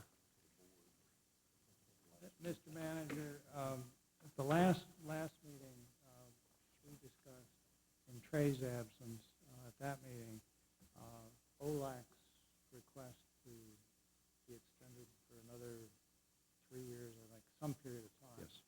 And as I recall, the tenor of the discussion was that the four of us, that it would be perfectly appropriate for the people involved in OLAC to act as advisors and assistants to Gary in enforcing the bylaw. And then I think we were on the verge of sort of enacting that, and then we said, well, Trey wasn't there, so we ought to wait for his comments. And actually, I thought he was going to send us a memo for this meeting. He had indicated he was going to. Okay, now, what's the situation with that? I don't want to leave it hanging forever. When I talked with him the latter part of last week before he went out of town, he was going to send you a memo on both the Morrison and OLAC, and I haven't seen it. I don't know if the board members got anything. Well, we don't have another. Mr. Chairman, I would suggest we simply wait, and I know we don't like to leave it hanging, but I think we all expressed the desire to wait and hear something from Trey, and I think that's appropriate that we do that. So I agree. I was going I'd to wait. observe that Yeah. I think things are slow in the summer anyway, but let's make Put it sure on we August. get that on. Okay. On an August. Let's put it on the August agenda, and that'll remind me to chase Trey to give us the input that we're waiting for in that regard. We'll do that. Anything else under other business? Okay, we'll move on to the consent agenda. The consent agenda tonight is first items that set the minutes of May 10 and May 24th. I have a correction to May 10th, and I noted the correction. I haven't found it where it is, so I'll come back to that. Yeah, I have one too. Okay, so we'll hold May 10th, and if nobody wants to hold May 24th, we'll still have that on the list. Special use permit, Indoor Sports LLC, 30 Great Road. We have a draft decision. That's the 40-seat restaurant in the sports facility for participants. We have a draft decision on the special use permit for Steve Nguyenjioff at 2 Craig Road. That's the additional space in the same building, doesn't require new construction. We had a request for endorsement on letter from the ACHC, which if we approve, I would ask to have the manager insert a sentence to indicate it is a remediated site. She didn't mention that in the letter, although I think it's significant. The next item, 23, was $2,780 to repeat the first-time homeowners course request by the ACHC, and at my request, the manager indicated the balance in that fund is $91,000 plus. I asked the manager as a matter of policy whenever an expenditure is suggested that we have the balance. The next item was to elevate the appointment of William King on the planning board from associate to full member to fill Pat Holmes' term. You remember that this is the gentleman we just recently interviewed who was on the Maynard Planning Board and was a selectman, unusually well qualified. Annual Acton Center Congregational Church, for which we, 15th and 16th of October, for which we authorized to sign, applied for, it's a fundraiser. I've forgotten what they applied for. It's the antique show. Oh, yeah, that's same one right, they to wanted hold to the sign show, for, that's why I don't understand my note. We have a confidential narrow fee request, waiver request. We have a request for a children's speed sign on Faulkner Road at about number 5, one-day liquor license at Nara Park for an engagement party, one-day liquor license request at Nara Park for a wedding celebration with the word surprise in parentheses, which I thought was a little interesting. I wonder if it was a surprise wedding. Correct, Mr. Chairman? It does have Tom Kidman's name on it. Is he getting married? I don't think so. Well, That would be a surprise. It was the surprise that was just tantalizing. Then we have an acceptance of a gift from the Citizens Library auxiliary to the Citizens Library for a Top Time program, acceptance of a gift for Fraser Fir Trees for Brewster Conant for the Narrow Park near the amphitheater worth some $700 approximately. And finally, a request from the Committee on Disability to accept the donation of a plaque, to acknowledge a donation by the standing ovations. The donor of the plaque would be the West Acton Businessmen's Association. Adaptive swing set was the basic donation. Move to approve. Seconded. All in favor of the motion as stated, say aye. Aye. Let's go to Bob's correction on the May 10 minutes. I may find mine. Yeah, it's very simply, it needs a bold heading over the Woodlands of Laurel Hill LLC. It doesn't make a lot of sense to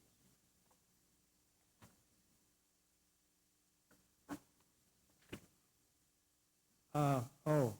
Mine was under other business. The first sentence is, DeRay noted the CPC is moving toward approval. I don't remember what approval was. I think I started off by suggesting that they were moving toward some advertisement and control of the project's post-town meeting, what I think I said. Yeah, that would be the right time. I think it was the letter notifying people of the approval of their projects, and then the other suggestions that went along with that. Yeah. It might be best written that CPC was moving towards a letter regarding a project approval or something like that. That's okay. Okay. Moving toward a letter involving project approval. How's that? It makes at least some sense. If the board will accept that correction? Sure. I take it by their silence or their yes, So everybody moved. does? Second. Okay. All in favor of the two corrections, the minutes as stated, please say aye. Aye. Any opposed? None so ordered. Okay, that brings us down to the town manager's report, which has been getting very short, you know? We used to have a lot more in town manager's report. I guess the board's just being much more efficient. We're giving the board full credit for all of these things, so as we should, exactly. Actually, Mr. Chairman, my report really is in executive session tonight, and we need an executive session for litigation strategy and purchase and disposition of real property. Before we take that motion, is there anything else that we can accomplish in open session? I presume that at the conclusion of the executive session, we'll come back only to adjourn. That's it, Mr. Chairman. Okay. I move that we go into executive session for the purpose of discussing litigation, and what was the other? Purchase and disposition of real property.